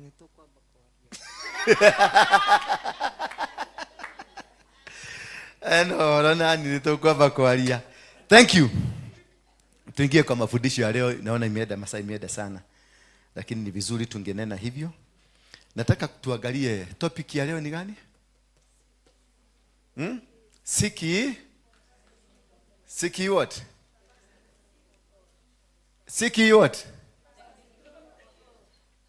Siki. Yes, ongea na sauti. Wacha ni kuongea ni kama, because by repenting first we are seeking the kingdom. Bwana Yesu ndio nimeanza na hiyo, we repent. Mami pastor, you have to repent. Kuna maneno mingi umefanya na si mzuri, na hukufanya sasa, ulifanya huko mbele. Yes, hiyo tutaongea na wewe. Ulifanya huko mbele na hiyo maneno sasa ndio imekuja imekufuata. Alafu wazazi wako pia walifanya hizo vitu vingine na huko mbele. Sasa umebeba mizigo ya watu wangapi? Yako personal na ya wazazi. Wachana na mainiro. Mainiro hawana power kukuliko, lakini mama yako na baba yako, they have an issue with you. Mbaya sana. So let us look at what is this can lead you not to seek. Ile kitu ambaye ni roho gani hii inakujaga ambaye inaweza kukuzuia. Na hiyo roho ndio imedili na sisi this 2 years tumekuwa hapa. Hiyo ndio imedili na sisi na hatukuijua, ilikuja ikajificha na ikakaa ndani yetu. Na ilipokaa ndani yetu it has worked and worked. Sasa kukuja kugutuka, kumbe ni tushamezwa.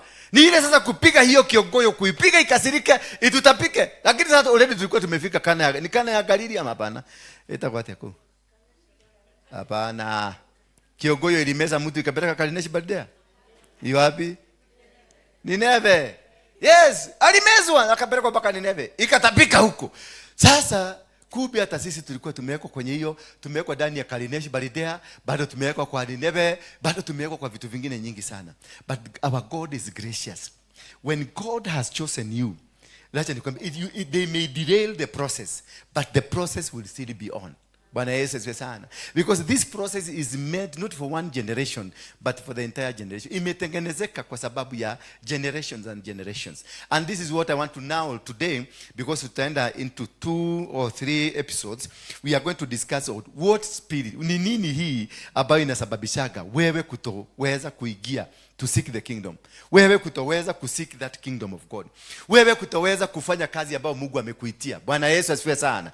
Wewe kutoweza. Bana kuna kitu kinawekagwa ndani yako ambacho kitakufanya uzunguke kule Kadesh Barnea for 38 years. Until when 40 years zimeenda, ndio unakuja kudiscover kumbe nimekuwa nikizunguka. Bwana Yesu asifiwe sana. And that is now we are going to look at the familiar spirits you must conquer. For us to win this battle, there are familiar spirits ambazo lazima tuzikonge. Na tukikonga hizo familiar spirits, na hizo tunangangana hizi siku 7, ni ya kungangana na any familiar spirit. Na utaona ile Sunday tutakuja na testimonies, Sunday tutakuja watu wa mabiashara zimefunguka, madili zimefunguka, huduma zimefunguka, and the power of God will be with us. Praise be the name of God. And the familiar spirit number 1, tusome kitabu cha 1 Samuel chapter number 15 from 1 to 3. 1 Samuel chapter number 15 from 1 to 3. 1 Samuel inasema from 1 to 3. And Samuel said to Saul, the Lord sent me to anoint you king over his people. Yes, chapter 15. And the Lord said to Samuel, Saul, the Lord sent me to anoint you king over his people Israel. Now therefore listen to the words of the Lord. Thus says the Lord of hosts, I have noted what Amalek did to Israel in opposing them on the way when they came up from Egypt. Hello. What Amalek did? The Lord all powerful says, when the Israel came out of Egypt, the Amalekites tried to stop them from going to Canaan. Are you there now? Yani Wameleku walijaribu kuzuia wana wa Israeli kufika Kanani. And the first spirit we are dealing with, it is the familiar spirit. Inaitwa the spirit of the Amalekite. Those people that will come to this ministry, those people that will come to your life, those people that will come to your business, those people that are your sisters, are your brothers, are your parents, are the fellow ministers, are the people that the anchor ambayo inakuja na inazuia wewe. It is directly targeted to you. Na inakuja kupitia kwa watu ambao wanaitwa sisters, brothers, cousins, washirika, pastors, business people, people around you, workers, people around you. They come embodied in the system ya Waameleku. Hao ndio wanakuvunjia kanisa. Hao ndio wanakusababishia mateso. Hao ndio wanakuvunjia ndoa yako. Hao ndio wanavunja kila kitu ambacho nakifanya. Waameleku. They oppose the plan of God. Hao ndio wakina Wabogo Wanyamu. Hao ndio wakina Sami. Their work is to come and make sure what God called you for does not go. Hawa ndio walifanya hawa watu na Israeli waende 40 years instead of 80 days. The Amalekites, their power and their intent is to make sure you are delayed. They don't stop you, but they will derail you. Watakusababisha ukose kufika. Kama kuna dili ulikuwa unataka kuuza shamba, wataisababishia ya kwamba haitauzika kwa wakati ule. Kama ni ministry, unaona ministry, utakuwa kwenye ministry, utastruggle for many days until you discover them. Uwafukuze ama uwaondoe kwa njia ambazo Mungu atakuonyesha. Utakuwa na wao watakusumbua mpaka utakufa. And these people again wataruka upande ule mwingine kusema tulisema tu hakuna mahali ataenda. Lakini wao ndio walisababisha. Hao ndio walifanya. Na ndio unaona hawa Biblia inasema and Samuel said, the Lord sent me. Ni Mungu aliyenituma.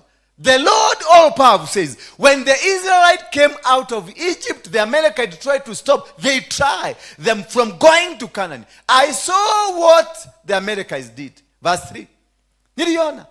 Hawa watu wanajaribingi. They will not be able. Lakini wataweza kama ukikuwa compromised. Lakini kama ungekuwa gagari, utawashinda. Now go fight against. There is a power in God. Anaambia now the prophet of God anasema, now go fight them. Enda upigane na wao. Usiwapatie nafasi. Hawa Amaleku wamekuzuia. Hawa Amaleku wamefunga nyumba yako. Hawa Amaleku wamezuia kazi yako. Hawa Amaleku wamezuia ndoa yako. Hawa Amaleku wamezuia huduma yako Mungu amekuitia. Hawa kina mkuimodo na takataka kama hizo. Don't fear them. You have the capacity. God has given you permission. Go fight them. Hallelujah. God has given you permission. Go fight. Hawa si wa maombi. Hapana. Hawa si wa, hata ukikuwa physical, God has allowed that. Ndio hinye. Yes, hinyo nyitete kwa takashui. Kinyawe kwa babi na kugugu. Bwana Yesu asifiwe sana. You must completely destroy the Amalekites from your life. La masaka yando robosa. You must. Si ati nikubebeleza. You must. Nisikia tena sema ati yako na roho wa jora. Tutachomoa yetu. Yetu ni kali. Yetu ni kali. Ni baya. Anasema now go fight. Tupatia daigwa Joshua ni mara misikedo. Hekedo mara mis. Tupatie Kiswahili. Joshua ni mara misikedo. Wacha tusome Kiswahili. Si ndio? Kuna kitu mnakosa muelewe. Muelewe ni Waamaleki walioingia kwenye maisha yenu ambao wamekufanya maskini mpaka sasa. You are 80 years, 90 years na mtu ni maskini. Kwa nini? Na ni mtu wa Mungu. Hapana, lazima msikie hii leo. Omothe no ginya muhotane. Omothe no ginya maisha manyuma garuke. Maisha yako lazima itabadilika. Maisha, mwambie mwenzako, maisha yangu lazima itabadilika. Watu hawa wameninyanyasa. Yaani ni monyo, mmeniona ujiga, mmenibeba ufala. For too far. Ndo maguete wanogwo niki. Mudu rashuka na chopa. Ashoko kaguana. Ashoko ate kamodo kada dikoja lelera ne kamodo ginya katale muithikiri. Sasa uende kushambulia na kuangamiza vitu vyote wanavyokuwa navyo. Vitu vyote iliito hizo sianyu. Wewe waboi. Wewe waboi. When I vitu napo nado isiothe. The Bible is telling me here. Sio mimi. Nikuendelea. Ate sasa uende kushambulia na kuangamiza vitu vyote wanavyokuwa navyo. Usiwaache wazima, lakini uwaue wote, wanaume kwa wanawake. Atumia the principle of war. Atumia matihuta. No, kwanza ajereria nao. Nigetha arume mame uyu rahutia tumia ri. Uyu ndani na kioko kiao uyu na ithe ya gotonina. Waamaleki walio ndani yako waangamize. Spirit ya Waamaleki. Destroy it. Don't compromise. Don't entertain them.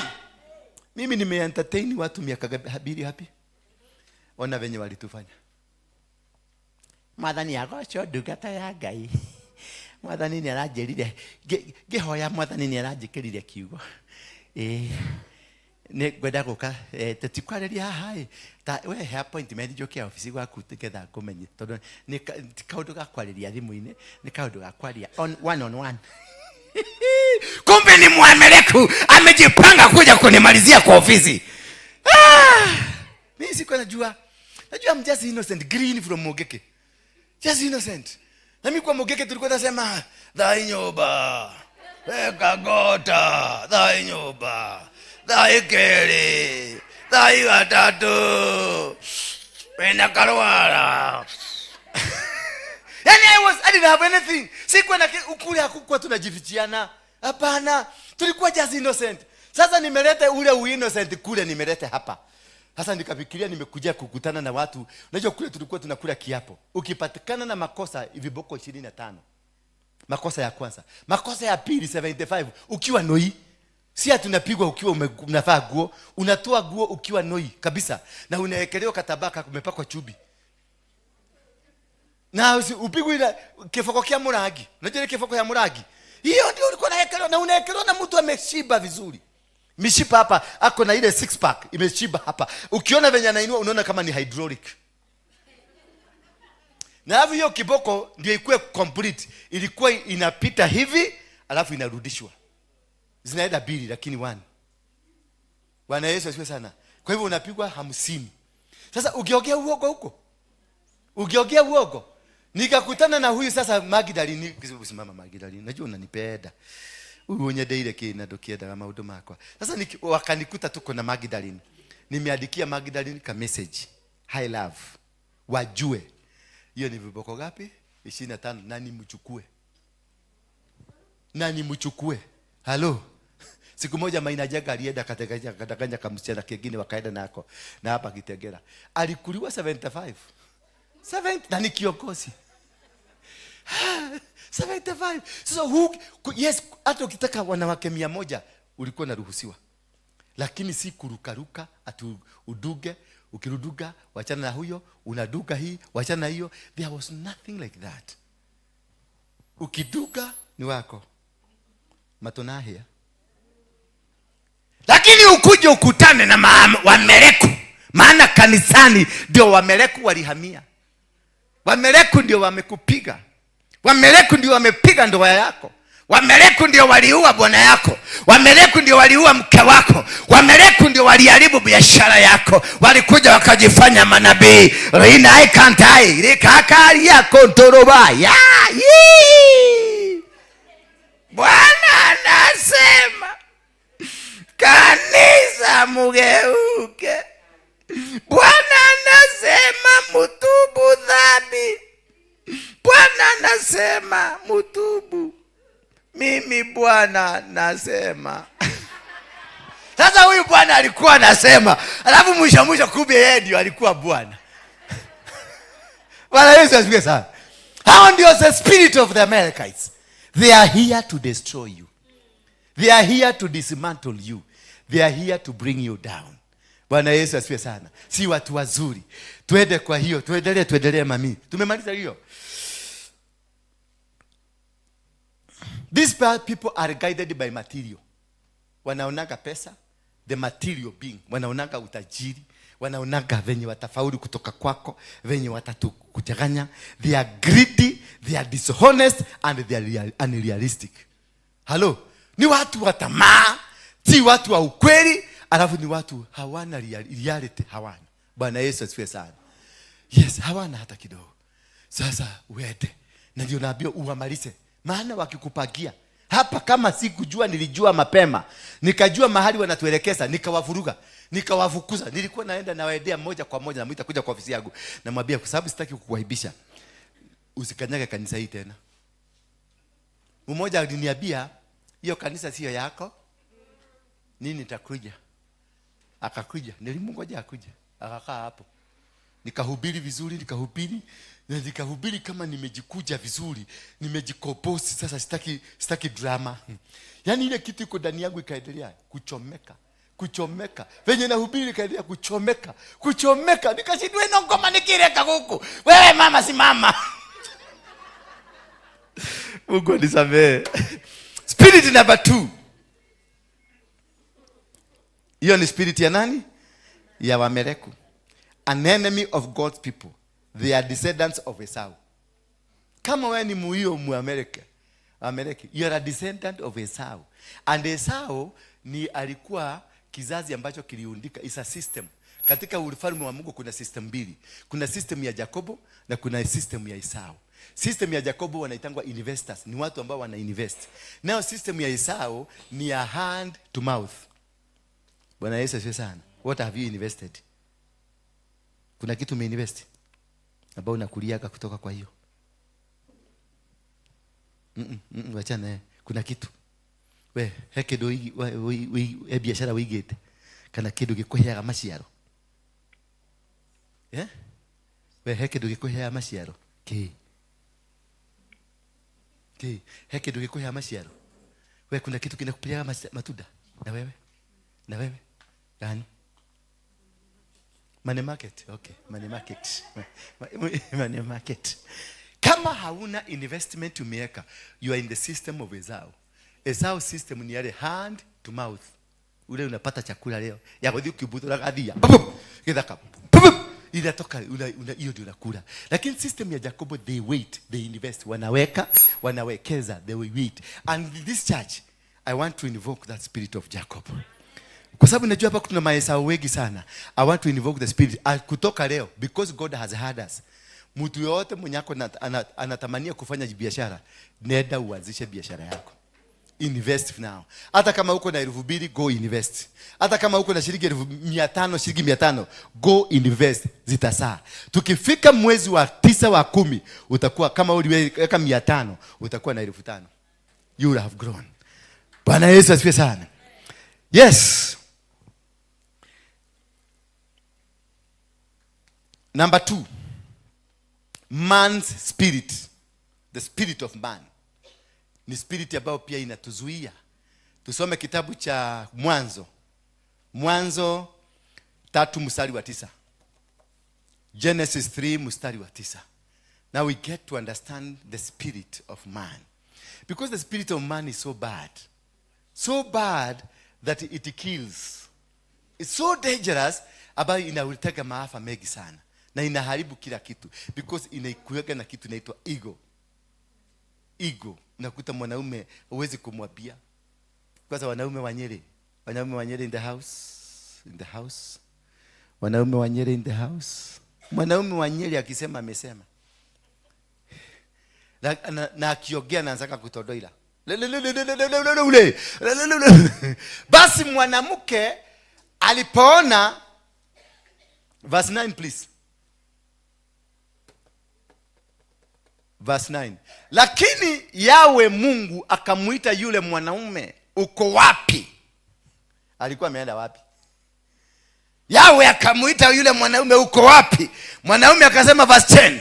Mwanaume alikuwa already amejificha, naye akamjibu, nilisikia sauti yako katika bustani, nikaogopa, maana nilikuwa uchi nikajificha. Nilisikia sauti nikaogopa. Hello. Nilisikia sauti ya mke, nikaogopa. Nilisikia sauti ya kitu fulani, nikaogopa. The man's spirit is composed of fear. Bwana Yesu asifiwe sana. Aliogopa because fear that has been caused by a mistake by the same man. Verse 11. The same man. Fear ambayo imetokana na matendo yako. Fear because you failed. Ulifanya usherati. Fear because kuna kitu ulifanya ambacho si kizuri, hakikufurahisha Mungu. Yawe akamuuliza, nani aliyekuambia kwamba uko uchi? Ulijuaje? Wamenyiliatia. Unaona ile that kind of self guilty inakutoa tu. Ulijuaje uko uchi? Umekula tu daramuti niliyokuamuru usikule. Bwana Yesu asifiwe sana. And this is the ego that we push ourselves in doing things. Tunajisukuma kufanya vitu ambavyo havifai. Alafu ukipatikana kwenye makosa unaanza kuinua mikono. Mimi sikuwa najua, mimi niko uchi. Gai nedagethira leo nedadira. Nimeisha because you did intentionally. Ulifanya kitu kwa sababu hakuna mtu akukwambia, kwa sababu you are yourself and you are full of yourself. Bwana Yesu asifiwe sana. You are yourself and you are full of yourself. Kuna watu hawabiliki. Yaani akisema ni yeye, anataka yeye ni jogoo, yeye anakanyaga, yeye anatembea venye anataka kutembea, because Akon is full of the spirit of man. The man hapendagi kuambiwa, yeye ndiye anakuwa authority. Hata akikuwa kwa nyumba anasema hiyo maneno nimesema na ni final. Na hiyo alafu ikiaguka ndiye anakuja kukuambia, na kafagi yako dhikereia. Afadhali ningekusikiliza. Hii pesa yangu imeenda. Na sasa kwa sababu hataki kuja kukuambia imeenda, ataanza sasa kuondoka nyumbani, anaingia kwa pale Mongedho, anakula chupa zake 5. Sasa anakuja saa 6 usiku. Nikwenda niende kawala ni, chakula nisubua. Chakula gani? Hii chakula gani? Hii hata ubwa iwezi kukula. Na wewe mwanamke. Matumio no wakuwa wana we. The whole is not in the food. The whole story is not in the food. It's what he did that is causing shame. That's a spirit that has caused so many people not to agree. Kubali. Kama umeanguka, kubali. Mimi ndio naonaka hapa nakuja nasema yes, nilikuwa na huyu, nilikuwa na hawa wamenisaraudi, ndio walikuwa kama advisors wangu na walinimaliza. Na mimi nimelimalizika after kutojua, nikifikiria these are my best friends. Kumbe walikuwa wananifioza damu, wananifioza. Ni venye tu nilisikia waligusa. Unajua uzuri ukikuwa attentive kidogo, kuna kamukia kingine kana kuuza kichwa iruke. Useme hai ne umraudia. Maana kule waliduka sindano huko na huko sikia, walikupapasa vizuri. Unajua sindano zamani kila mtu, wakati wanaume wanaogopa sindano. Wanaogopa sindano. Kila mtu hapa anajua anaogopa sindano. Na sindano inakuwa painful ikiwa ija. Akifanya kale kachupa hivi, hapo ndio sindano inakuwa nini? Painful. Akivuja hako kakitu alafu anavuruta hivi, the sindano becomes so painful until akuduge hapa. Unashindwa imepitia wapi? Unaona imeingia ndani, haukusikia kauchuku. Bwana Yesu asifiwe sana. Sasa kutana na watu wako na spirit ya udaktari, wanajua kuduga.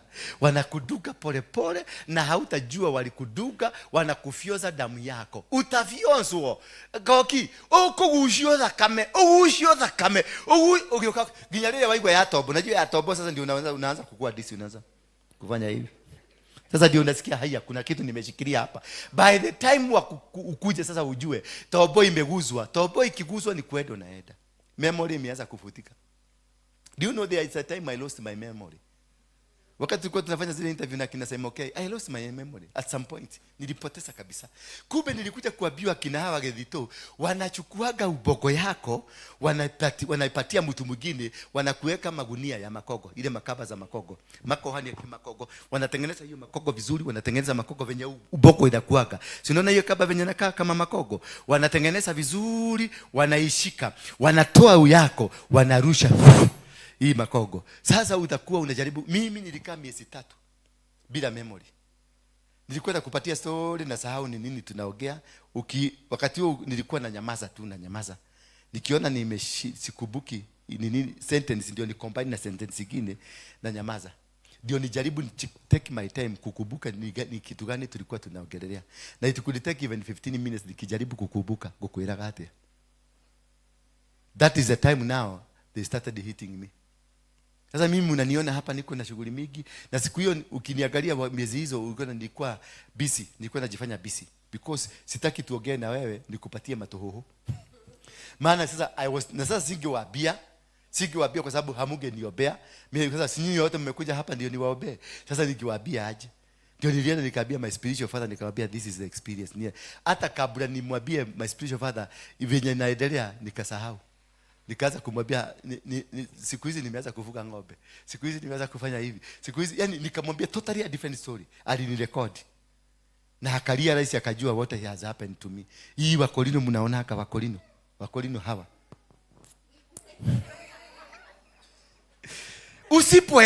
Usipojielewa. Na hapo katoto kangu kale kanaitwa Jeroge. Kalikuwa ni ka genius. Kanakuwa atakasomagi.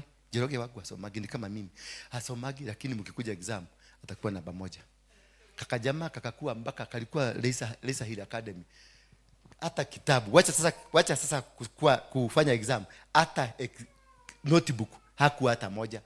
Akienda na nguo 20 atarudi na ile iko na mwili. Iko kwa mwili. Unamuuliza viatu zilienda wapi? Sijui. Kuna siku moja alikuja kiatu moja amevaa. Kwa sababu tulikuwa tunaenda kumchukua kwa shule na gari. Nilimwona amekuja na ni clock na sio yake. Kimoja akakuja nikamuuliza viatu ziko wapi? Ameniambia nimeingia kwa roka yangu nikakosa. Hakuna kitu. Nikamwambia aje sasa twende. Akaniambia tukaenda. Nikauliza matron. Matron akaniambia huyu jamaa ako na miezi 2. Anakuaga hivyo umemuona. Alafu hapa kitrosa kilikuwa kimepasuka hapa yote. Kingine kilikuwa kimepasuka hapa. Yaani na trosa sio yake na hapa juu amefuga na makogo. Nikaangalia mtoto wangu nikasema gai, kagwathi atia. Nikapiga magoti hapo kwa domo. Nikauliza Mungu, nimefanya aje? Ni nini hii nimefanya mbaya hivi? Baka ikafikia mtoto wangu. I cried. Teachers came, we cried together. Ndio hapo nilipata ufunuo, nikaambiwa na Mungu, mtoto wa akili ilibebwa. Ilichotwa. Hata haelewi wako wapi. Hata ana notes. Nikauliza mwalimu, notes za huyu mtoto ziko wapi? Akaniambia hakuage na kitabu, na tukimuuliza na tutishia na tuambia mnajua baba yangu ni nani. Sasa wakati tulisikia hivyo tukanyenyekea, maana tunakujua. Sasa nani anaweza kubali kupoteza kichwa? Si mtoto akae tu na unamlipia. Kumbe akili inaweza kuchukuliwa. Hata hii hapa ministry hapa na hubiri. Ninaweza hiyo ndio Samia alikuwa amekujia hiyo. Ndio uliona wakati niliamua kumgoka nilimgoka. Akaenda akatengeneza ka video, ka recording. Akatumia Koki, akatumia huyu, akatumia Roda. Najua Roda ndiye alikuwa financier wake. Bwana Yesu asifiwe sana. All the means. Unaona, alisema tutahakikisha hiyo madhabahu imefugwa. Huyo. Na hiyo ndio statement ya nani? Ya Mukuimodo. The same statement. Hiyo ilikuwa na Sami. Ndio the same statement iko na Mukuimodo. Meaning it is not about me. It is about the altar. Bwana Yesu asifiwe sana. It is not about you. When they come to attack, they are not attacking you. They are attacking what you are carrying. Ile kitu iko ndani yako ndio wako na haja. Wakikuweka hiyo makoko wanakuacha. They don't need you anymore. Wanaenda. Mpaka wakati nilisipata sasa ufunuo, nikaelewa niko na makoko. Ndani ya kichwa yangu nilikuwa na makoko. Una imagine ile woka konyo na dukata yaga ideda hoya ni makogo makohoya gelatini. Sikuwa nakuelewa hata kidogo. Nilikuwa nakuja hapa na shida. Kuna siku nilishindwa kwenda kwangu. Nikajaribu kuendesha gari nikafika pale nikasahau njia ya kwenda kwetu ya last year. Nikasahau kwenda kwetu. Nikatafuta njia ya kwenda huko. Nikakosa. Ilibidi nirudi hapa. Nikarudisha gari hapa. Na niliwacha gari pale nje bila kufunga madirisha. Mahochi ndio alikuja kuniambia hujafunga gari. Nikajifungia hapa ndani nikalala. Because nimeshindwa kwenda. Siku hiyo nikatafuta mtu nikamwambia dada tukinya msio mode. Lakini siku nataka tuende na yeye. Nilikuwa nataka anipembe anionyeshe kwangu nyumbani ni wapi. That is how they can damage you. And that is when I was in the peak. Yani nilikuwa kwenye peak. Yani kila mtu alikuwa anataka kusikiliza dola waroige. Kila mtu alikuwa anatafuta ka video saa hiyo mimi ni makogo iko kwa kichwa. Unaweza kumwambia mwenzako, unaweza kuwa kuna makoko kwa kichwa yako. Muulize. Koka ya kichwa usikie ni nini hapo? Koka. Unaona tukinunua ile kitu inaitwa nini? Meloni. Inaitangwa meloni. Watermelon. Usinonaka haki nona anakoka hivi ndio usikie mlio. Hebu koka hiyo kichwa ya huyo mwenzako usikie mlio. Usikie kama ni makogo iko ndani. That is how they will do to you. Wao utajionanga tu unavaa kasuti kako, uko sawa unatembea kumbe walishakuchukua. Wanahubiri na kanisa lingine. Na siku hiyo ndio nililetewa bahasha. Mama mwingine hapa, kazi ni ya mtu najua hapa. Akatuletea akatuambia ninataka kuja kutoa sadaka ya bahasha fulani. Zile zilikuwa za taidi. Kibahasha kimekuwa kigumu hivi. Ni mama mmoja alitumwa na baadhi ya hao alete hiyo. Akakuja akasema nimetoa kama nini sadaka. Mimi mjika ni already ni makogo iko kwa kichwa. Si wanajua ni makogo iko kwa kichwa. Mimi nikakubali na mikono miwili. Na neja guys. Na neja. Alafu uweke kakadi hapo chani unaandika mtu ile pesa ametoa. Kumbe ni monitoring. Wamelete kadi kutoka kuzimu za monitoring spirit ndio wanyonye utajiri ya watu. Ni nini nilikwenda fanyika hapa? Ni makogo. Na inywe todo na inywe na nyemo hiya no taniere mazinyo amutekedio makomokedio digisia cia gutuma fulana jigene tareu ya kwaria oru shokire na bahacha okiuga na cherio. Bwana Yesu asifiwe sana. Unaona, that is how they will deal with you. That is how they will dismantle you. Only ukikuja kurealize kabiashara kako kameenda, ndoa yako imeenda, maisha yako imeenda. Sasa wakati nilikuja kugutuka hivi, kanisa ilikuwa imeenda. Complete. Ilikuwa imeenda. Ginya mudhi yake maka. Yes, tukachoma. Tulikuwa tunapanga kitu hapa, tunasema tutasaidia maskini, tukatengeneza hii ya kusaidia machokora hapa. Ukikaa the following day unaiona kwa mtu mwingine akiweka kwa social media zake zote. Ile kitu mlikuwa mnapanga kufanya hapa unaiona ilienda, maana walichukua wakachota. Sasa wewe kazi yako ile unajua bado the body is with you. Hii body inakuwa na communicate na ubogo. Sasa kwa sababu ubogo umetolewa imewekwa huku kwa headquarter yao. Sasa whatever you are trying to generate ina reflect huko. That is why unaonanga kuna nguo ulikuwa unataka kununua. Ile nguo exactly ulikuwa unaona huyu mama amenunua. Maana anatumiaga wewe. Ile gari ulikuwa unataka kununua, unaiona na huyu. Kumbe anatumiaga wewe. Bwana Yesu asifiwe sana. Kuna watu wanakutumiaga akili yako. Nikiona kuna wewe ni wende to muno. Wala ni agosho. Kuna mtu ameolewa na mzee. Mzee kumbe anatumiaga huyo mtu kabla ya olewa alikuwa mashini. Alikuwa mashini, computer. Sasa hizi ukimwangalia hivi unashida, unaona ni boga, cabbage ama ni gojet ama ni ile kala kageta kala kila kwa mkate ine. Ile katunaweka kwa mkate. Lettuce, ni lettuce. Unakuta hii ni lettuce, ni cabbage ama ni ile imekaa ubogo. Maana unajaribu kucompare these two people. They are not comprehending. Hawapelekani hata kidogo. Hawaelewani hata kidogo. Yule unajua na huyu sasa ako sahi. Unamwambia fanya ABCD, anakuambia nienda kweko kahora todo alele. Na Biblia lauga tuteane. Unajua wakati huo ndio uchoto, maana hiyo kitu unanyang'anywa, hiyo kitu. Hiyo haikuwa yake, ilikuwa yako. Hiyo brain imetumika, hizo vitu zote hazikuwa za upande huu, zilikuwa za upande huu. Nikomaanisha ubogo ilibadilishana. Hebu muangalie kwa macho tu. Usimguse, muangalie kwa macho mwenzako. Angalia. Anaweza kuwa amebeba ubogo yake ama ya kitu kingine. Ni cabbage. Unajua ile kiboga kinakuwa kia white kinakaga ubogo.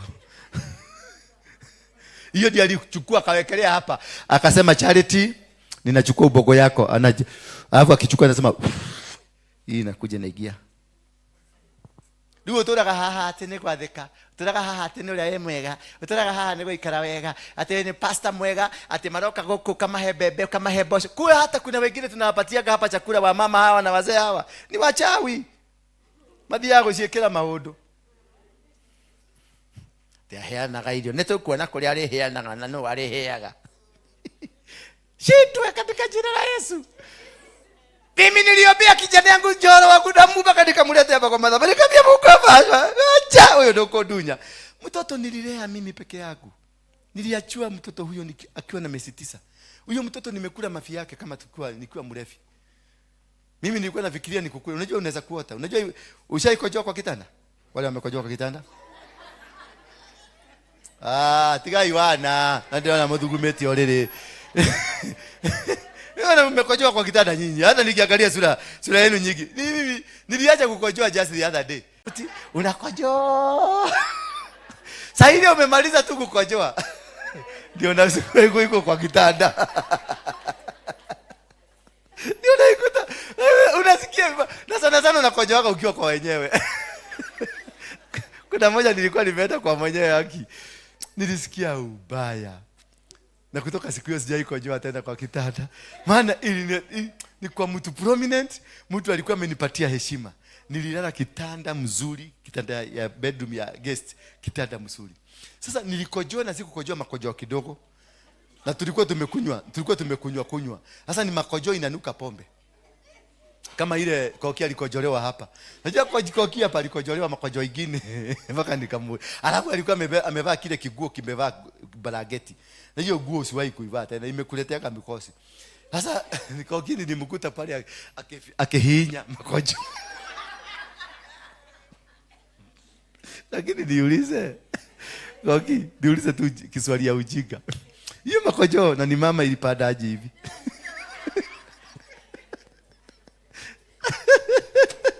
Hiyo ni uchawi. Hiyo ni uchawi. Hiyo ni uchawi. Hapo si bure. Tumeelewana that man's spirit. It makes you become like you have that ego. Tuende hiyo ingine haraka naona time imeenda ni saa 8 na sijahubiri. Utogodia tena. Mwabe mwinuke. Tuachi hapo. Mko sawa? Tuendelee. Hamjachoka? Precious, uko sawa? Okay. Watoto mko sawa? Mko sawa? Najua lazima ni seek consent.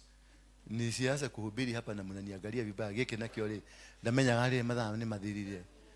na rĩngĩ nĩ ũthia kuona mũtumia nĩ andũ aingĩ mokaga gũkũ matiokaga kanitha gũkũ mokaga magĩthiĩte Kenyatta meraga ndathi Kenyatta kuona mũtumia mũrũaru matiendaga kũmenya kama mokaga gũkũ. The number 3, the woman spirit. Sema woman spirit. The woman spirit is crafty. Roho ya mwanamke ni crafty. Wanaume wale wako in the house, wanagapi tunajua roho ya mwanamke inajua kukuchorea, anajua kukuyeyusha, anajua kukuleta chini na anakuleta mpaka mahali chini ndio akushughulikie. Bwana Yesu asifiwe sana. Number 2, they are clever. Ni mali uge. Wanawake wako na uge mingi sana hapa. Yaani venye kukuapproach akitaka kitu, atakupeleka mpaka Kisumu lakini anataka muende Machakos. Atakutoa Nairobi, muende mpaka Kisumu. Alafu mupitie ya Nyahururu, mkizunguka hivi, mkuje mpite hapo, mkifika sasa Thika, mnaigilia huko nyuma, mnajikuta Machakos. Hiyo ni mama, atakuchorea. For men, sisi unajua tunasemanga tu yes madam. Maana kuna kitu anakuweka kwa akili, anajua kushika akili yako. Number 3 ni mwanamke ni spy. Every woman is a spy. Maswali yote anakuulizaga kwa sababu iko na meaning. Hiyo meaning anakuuliza. Hivi amekuuliza swali ate umako, sio hiyo anataka kujua, kuna kitu kingine anataka kujua. Mlikuwa na nani? Umechelewa kwa sababu already ameona lipstick hapa. Kwa sababu kile kimama nacho mlikuwa nacho kilitaka kukuharibia doa. Sasa kili make sure kimekuhagi alafu kimepaka kitu kamoja kadogo sana ka ready hapa. Kitu ya kwanza tukiingia kwa mlango, wanaume na waibia siri. Kitu ya kwanza ukiingia kwa mlango, jaribu kupita, usijaribu kwenda head on na mama. Jaribu jifanyeze kitu. Hii kikombe kwa nini nimekaa hapa? Upite kado. Uende mahali kuna kioo uangalie kwanza. Kama umebeba exhibit. Kuna siku moja nilikuwa nimeingia kwa Rojini hapo. Nilikuwa nimeenda maombi kwa Rojini kidogo. Sasa nibotoka. Najua Rojini zote zinakuwa na sabuni ya Ibirio leather. Ni kweli? Ni kweli? Mlijulia wapi? Ana mekora. Wamenyere kwa Ibirio leather. Rojini zote Ibirio leather ndio inatumikaga. Na kwako nyumbani ni Rexona ama Geisha. Bwana Yesu asifiwe sana. Sasa ukimaliza maombi lazima uoge ndio uende nyumbani. Sasa mimi nikaoga vizuri nikaenda nyumbani. Kufika tu kwa mlango bibi akaniambia and you look fresh. Unaonekana ukiwa fresh sana. Nikamwambia leo tumefanya kazi mzuri, hata nimefaulu, nimetengeneza pesa, niko sawa. Yes. Kama amesema by the way, sabuni ya Ibirio leather na hapa hakuna, imetoka wapi? Si kuconnect quickly, si kuweza kuconnect immediately. Ati kuna swali hii ina lead mahali nilikuwa. Nikamwambia pana, hiyo ni si nile iko kwa bafu, si ndio nilioga nayo. Mimi nilioga asubuhi. Akaniza, nani amekuuliza saa ngapi ulioga? Kuninusa hivi nikasikia kweli ni Ibirio. Nikarudishwa mahali nilikuwa. Nikajua nimejulikana. Ile kitu ilifanya nilimwambia, wewe mwanamke wewe, usinizoee. Itabonda hiyo kichwa yako. Kumpafu wewe. Ndio niondokea goli. Nikaenda kwa. Nikaenda babu alinikuta umeamua kuoga na Rexona. Because these women, they are spies. They have a cunning spirit. Na ndio ni manyoka. Ndio maana aliongea na nyoka na akakula tunda na akasikia ikiwa tamu, akatoka hapo. Maana nyoka alishindwa kupenya mwanaume, akatumia mwanamke. Mwanamke alienda tu kwa mwanaume akamwambia, tamaka Joseph tamaka neto ahe nilio. Wanawake Nyandarua ndivyo wanasemaga, tamaka neto ahe nilio. Kama tikara kare rogo katunda kare tamaka neko henio. Ili yako na igunyo. Na hizo ni ilio jaga muno. Taruma. Muse akaroma. Bana aliprepare kwanza. Tamaka akastuka. Tamaka neko henio.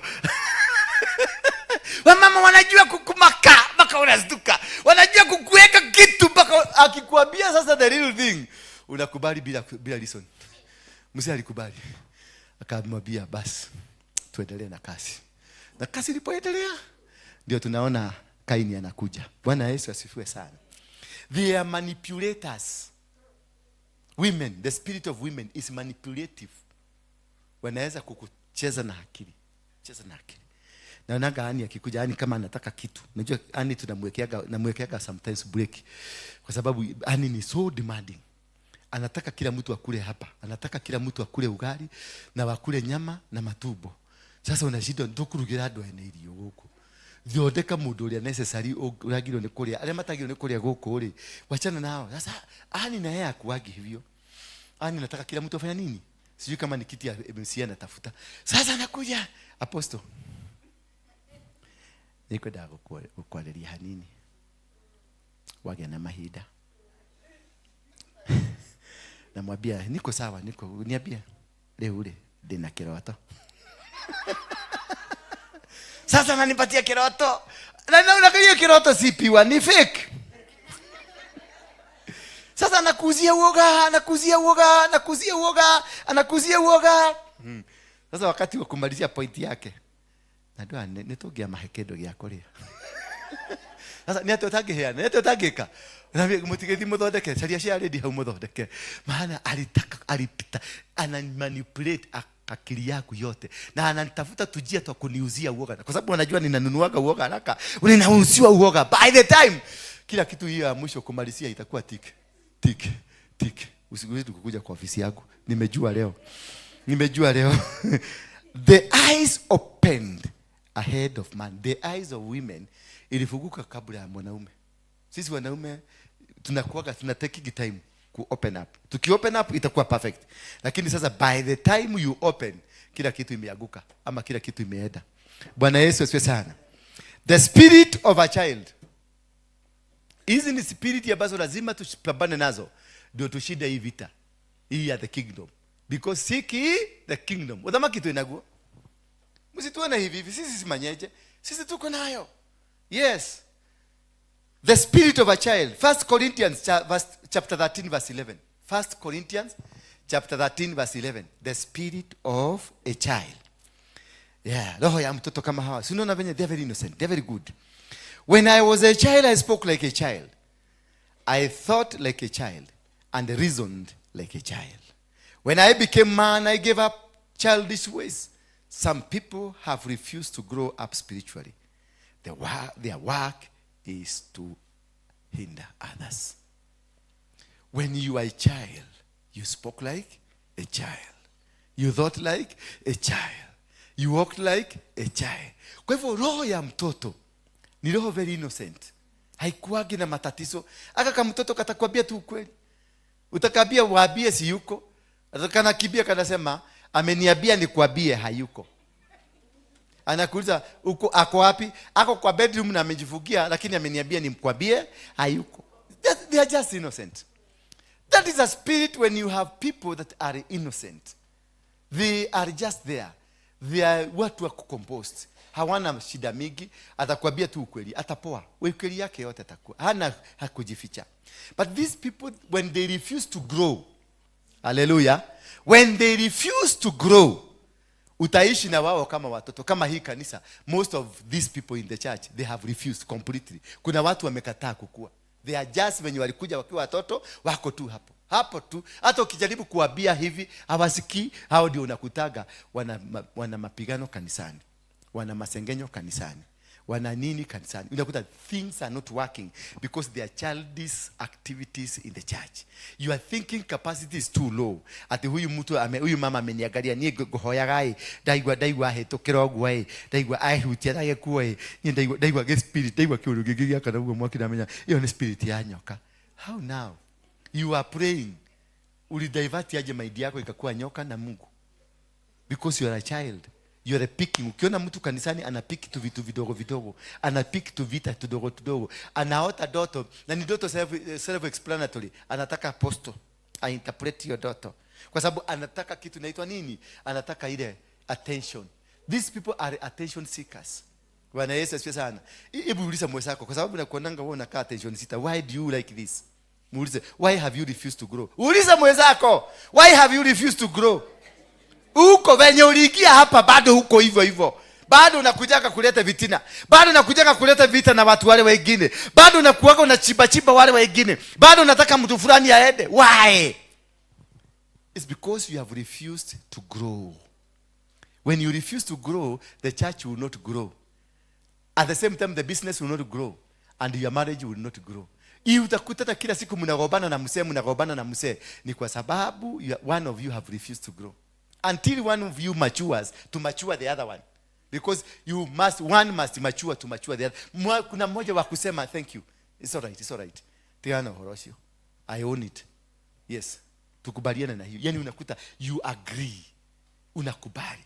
Wakila kanisa kama hii, apostle anasema kuja aseme kufagiliwe because kuna watoto. Hallelujah.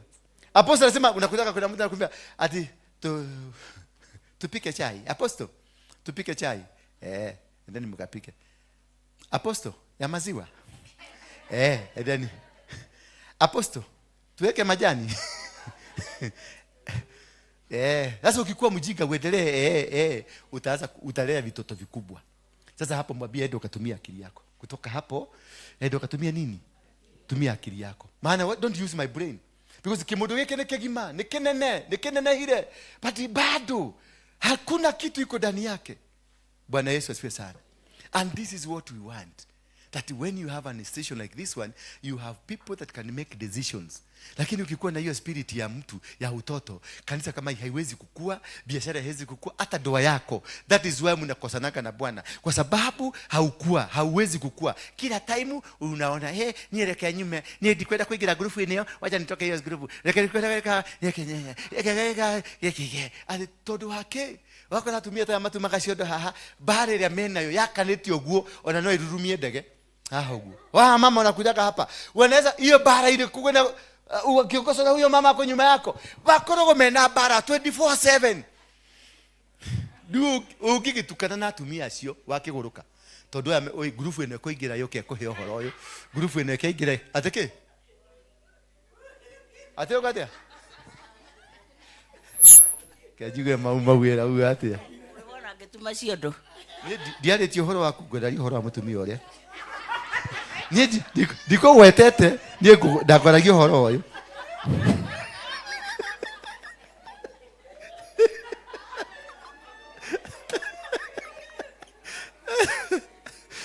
Bwana Yesu asifiwe.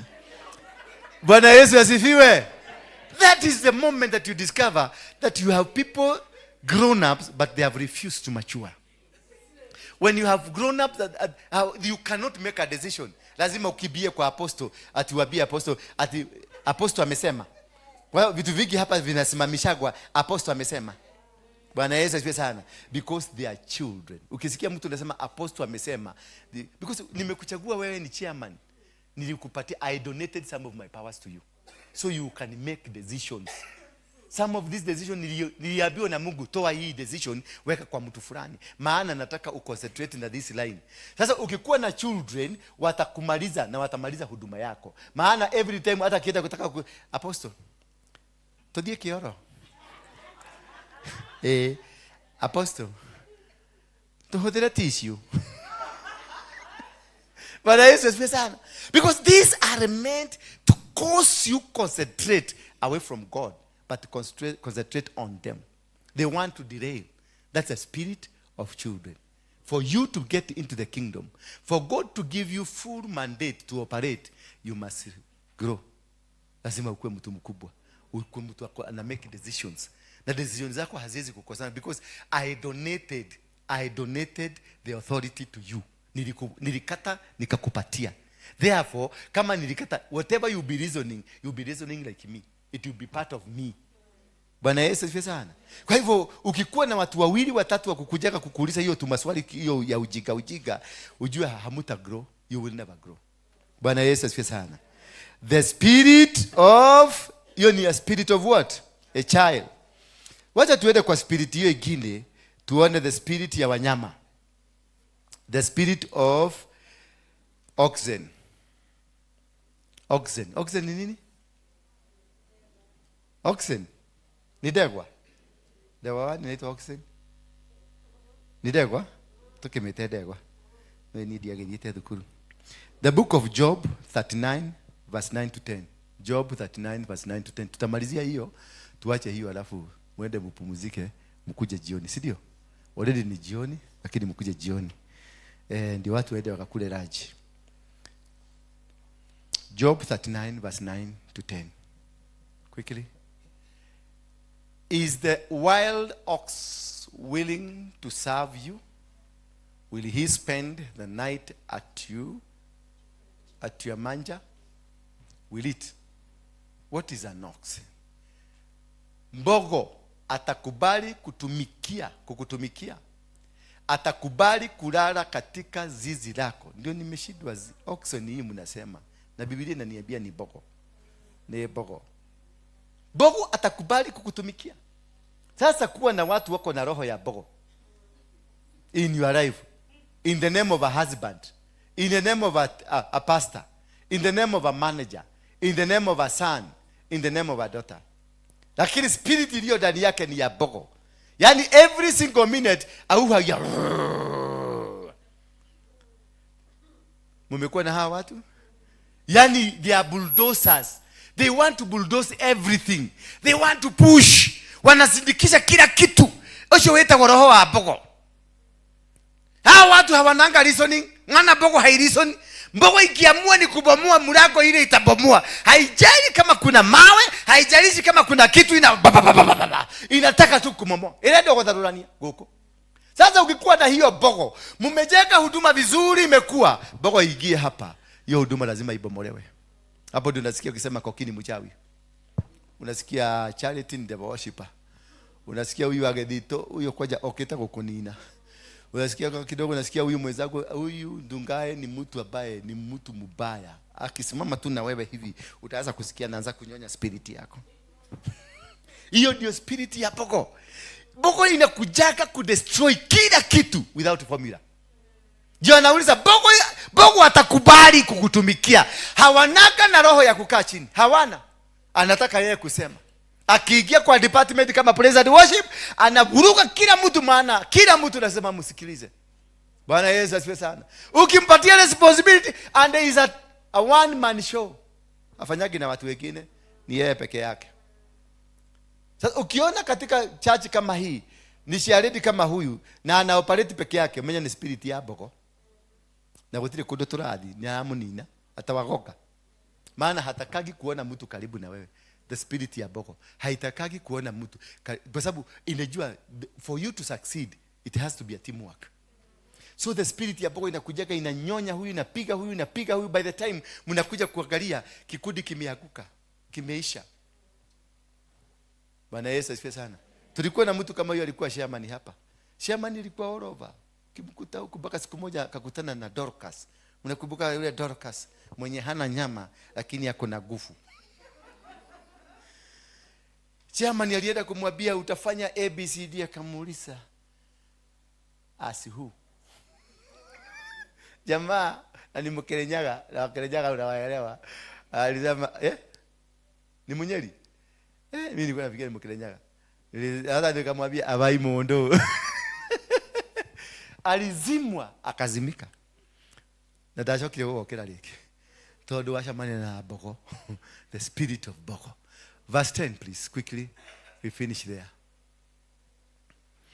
Unaweza kumfunga mbogo kamba kwa kulima shamba au akokote jembe la kukulima. Yani unaweza kuvuka. Utikira hata mbogo unaona ile kiboko kienda bati ni kule mamunalima itakuburuta na ikugeukie ikugoke papa. Kuna watu untenable hapa. You cannot tame them. You cannot bring them to reasoning. You cannot manage them. Maana spirit iliyo ndani yao ni hapo. Ogotigana na mafaka hawa kula kila kitu imeharakanio. Na zimeanza kukula baka hiyo. Zilikuwa zinapata mahidi, zinakupiga na zinakula hiyo mahidi. Na zinakula baka fertilizer. Bwana Yesu asifiwe sana. Haleluya. Tusimame tu kwa miguu yetu. Hizo zingine tutaendelea mpaka tumalize, ni nyingi. Kuna the spirit of sheep, the spirit of camel, the spirit of dog, the spirit of doggy, the spirit of sesafurae, the spirit of mosquito, hizo zote, and they are biblical. Bwana Yesu asifiwe sana. And they are what? Very biblical. Inuka kwa miguu yako miwili. Yes, mtoto. Unaonaje sasa maoni yako? Umesikia je ya mafundisho mtoto? Una kitu umeshika?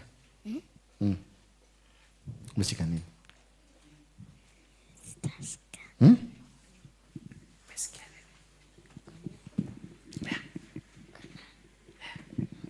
Hakuna. Kabisa. Haya.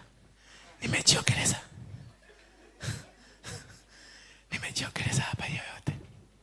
Kai, we. Umesikia nini kuja?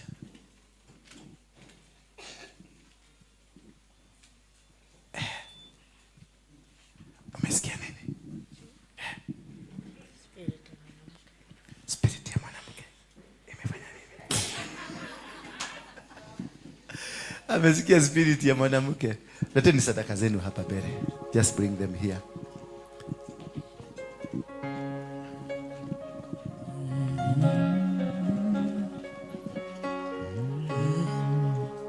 So those are the kind of spirits ambazo zinatumika kuzuia kufaulu katika maisha yako. Na ndio tufaulu lazima tupigane na hizo spirit, and the many more ambazo nitawafundisha, and we are going to make it work. And your life will never be the same again. As you give, just tell God, every spirit that is not of you, every spirit that has acted to hinder your success, ambayo imezuilia baraka zako, haijalishi ni spirit gani, lakini kutoka leo na ikaondoke. Tusimame tu kwa miguu yetu ndio tuweze kushiriki pamoja kwa mwili wa Bwana. Wale wanatoka musitoke kwanza. We have inaitwa the Lord's table, ndio tuweze kushiriki pamoja. It is we are getting into the beginning.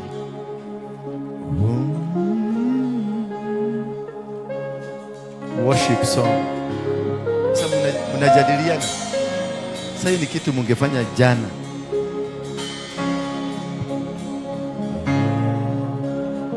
Harakisheni kidogo wale wanaohusika.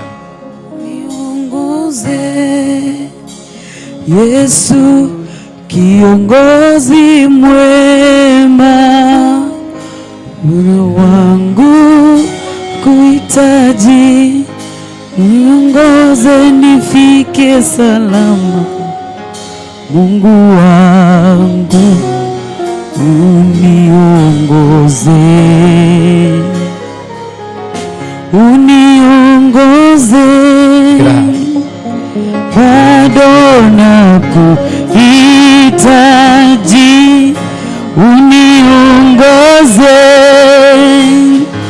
Yesu, kiongozi mwema, moyo wangu wakuhitaji, niongoze nifike salama. Mungu wangu uniongoze, ulisema ninaposhindwa nikuite, hivi leo nakuita nisikie,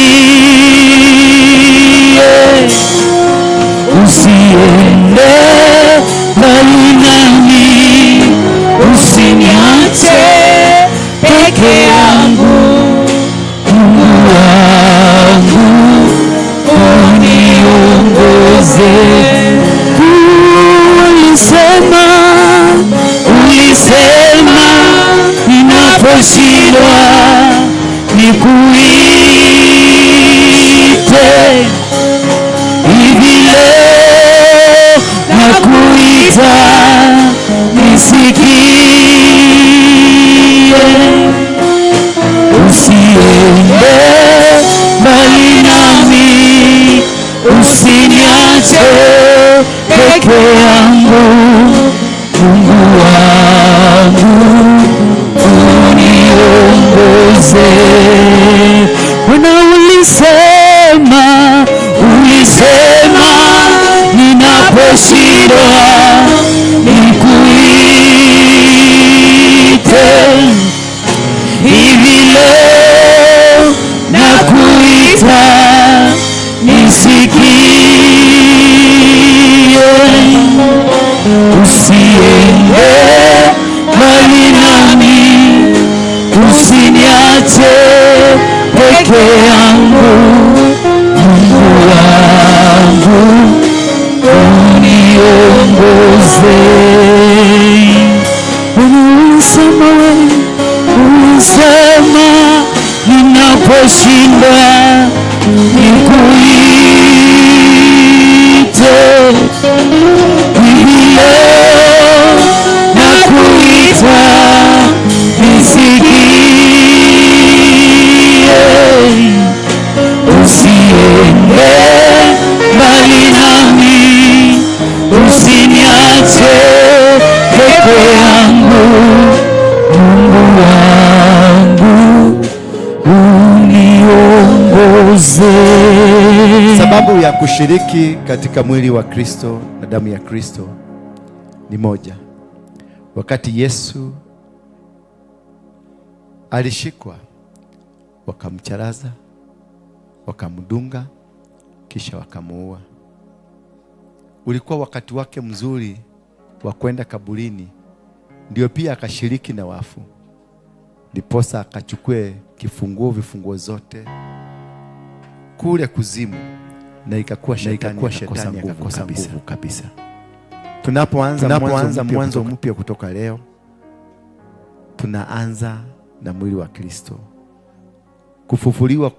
Kufufuka kwake, alifufuka na akapaa mbinguni, kisha akatuambia nimemwachia Roho Mtakatifu awaangalie kama mwalimu. Siku hii tunashiriki pamoja kwenye mwili huu wa Kristo. Chochote ambacho kilipokonywa kutoka kwako, misingi yoyote iliyoinuliwa ambayo si ya ukweli kwako, Bwana wa mbinguni na akusikie. Vita ambavyo umevipigana, biashara ambayo umekuwa ndani yake lakini imekuwa haifanyi, huduma yako, chochote ambacho kilienda, kutoka leo kuna message mpya ya uregesho. Unaposhiriki sasa, Bwana wa mbinguni na akukumbuke. Itatumika kama bridge between you and what God promised you. Itatumika kama kitu ambacho kitakutoa kutoka ngambo hii kwenda ngambo ile nyingine.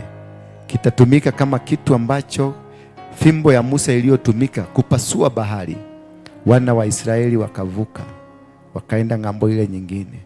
Lakini maadui wote waliokuwa wamewafuata walibaki kule, na walipojaribu kuwafuata wakamezwa. Kumaanisha kutoka leo maadui waliokufanya ukue venye huko sasa hautawaona tena, na wakijaribu kukufuata watamezwa na maji ambayo ilikufanikisha kuvuka. Mto ambao ulitumia kuvuka huo mto, kumbe pia ulikuwa silaha. Wanao kuinukia kutoka sasa, wanao kusema watamaliza huduma yako, watamaliza kazi ya Mungu iliyo ndani yako, Mungu wa mbinguni atawashughulikia. That is why tunaunganika kwa pamoja katika kushiriki mwili wa Kristo, because we are surrendering. Today it is total surrender. Total surrender. Just as you partake this, surrender to God. In Jesus' mighty name. In the name of the Father, the Son, and the Holy Spirit. I partake this bread as the body of Christ, and this glass of wine as the blood of Jesus Christ. You can partake now as the blood of Jesus Christ. He died on my behalf so that I can be resurrected. He died on my behalf so that I can be healed. He died on my behalf so that I can be renewed. From today, I am renewed in Jesus' mighty name. Amen.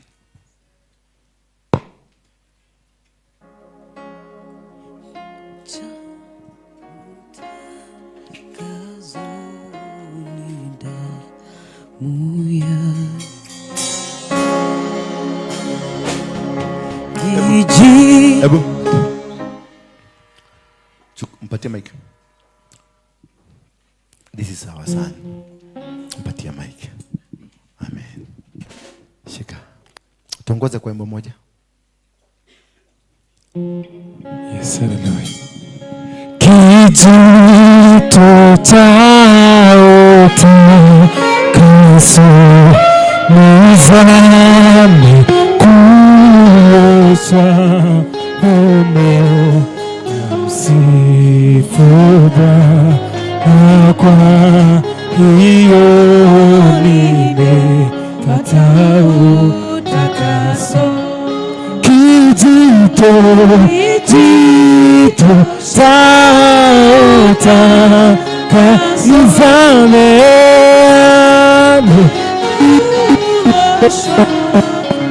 na msifu Bwana, na kwa hiyo nimepata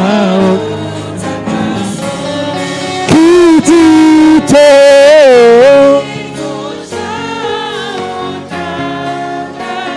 nizame na msifu Bwana. Ngoja kidogo. Subiri kidogo. Mic yake. A better mic, please. Mpatieni mic. Tukutane saa 10:30 for deliverance.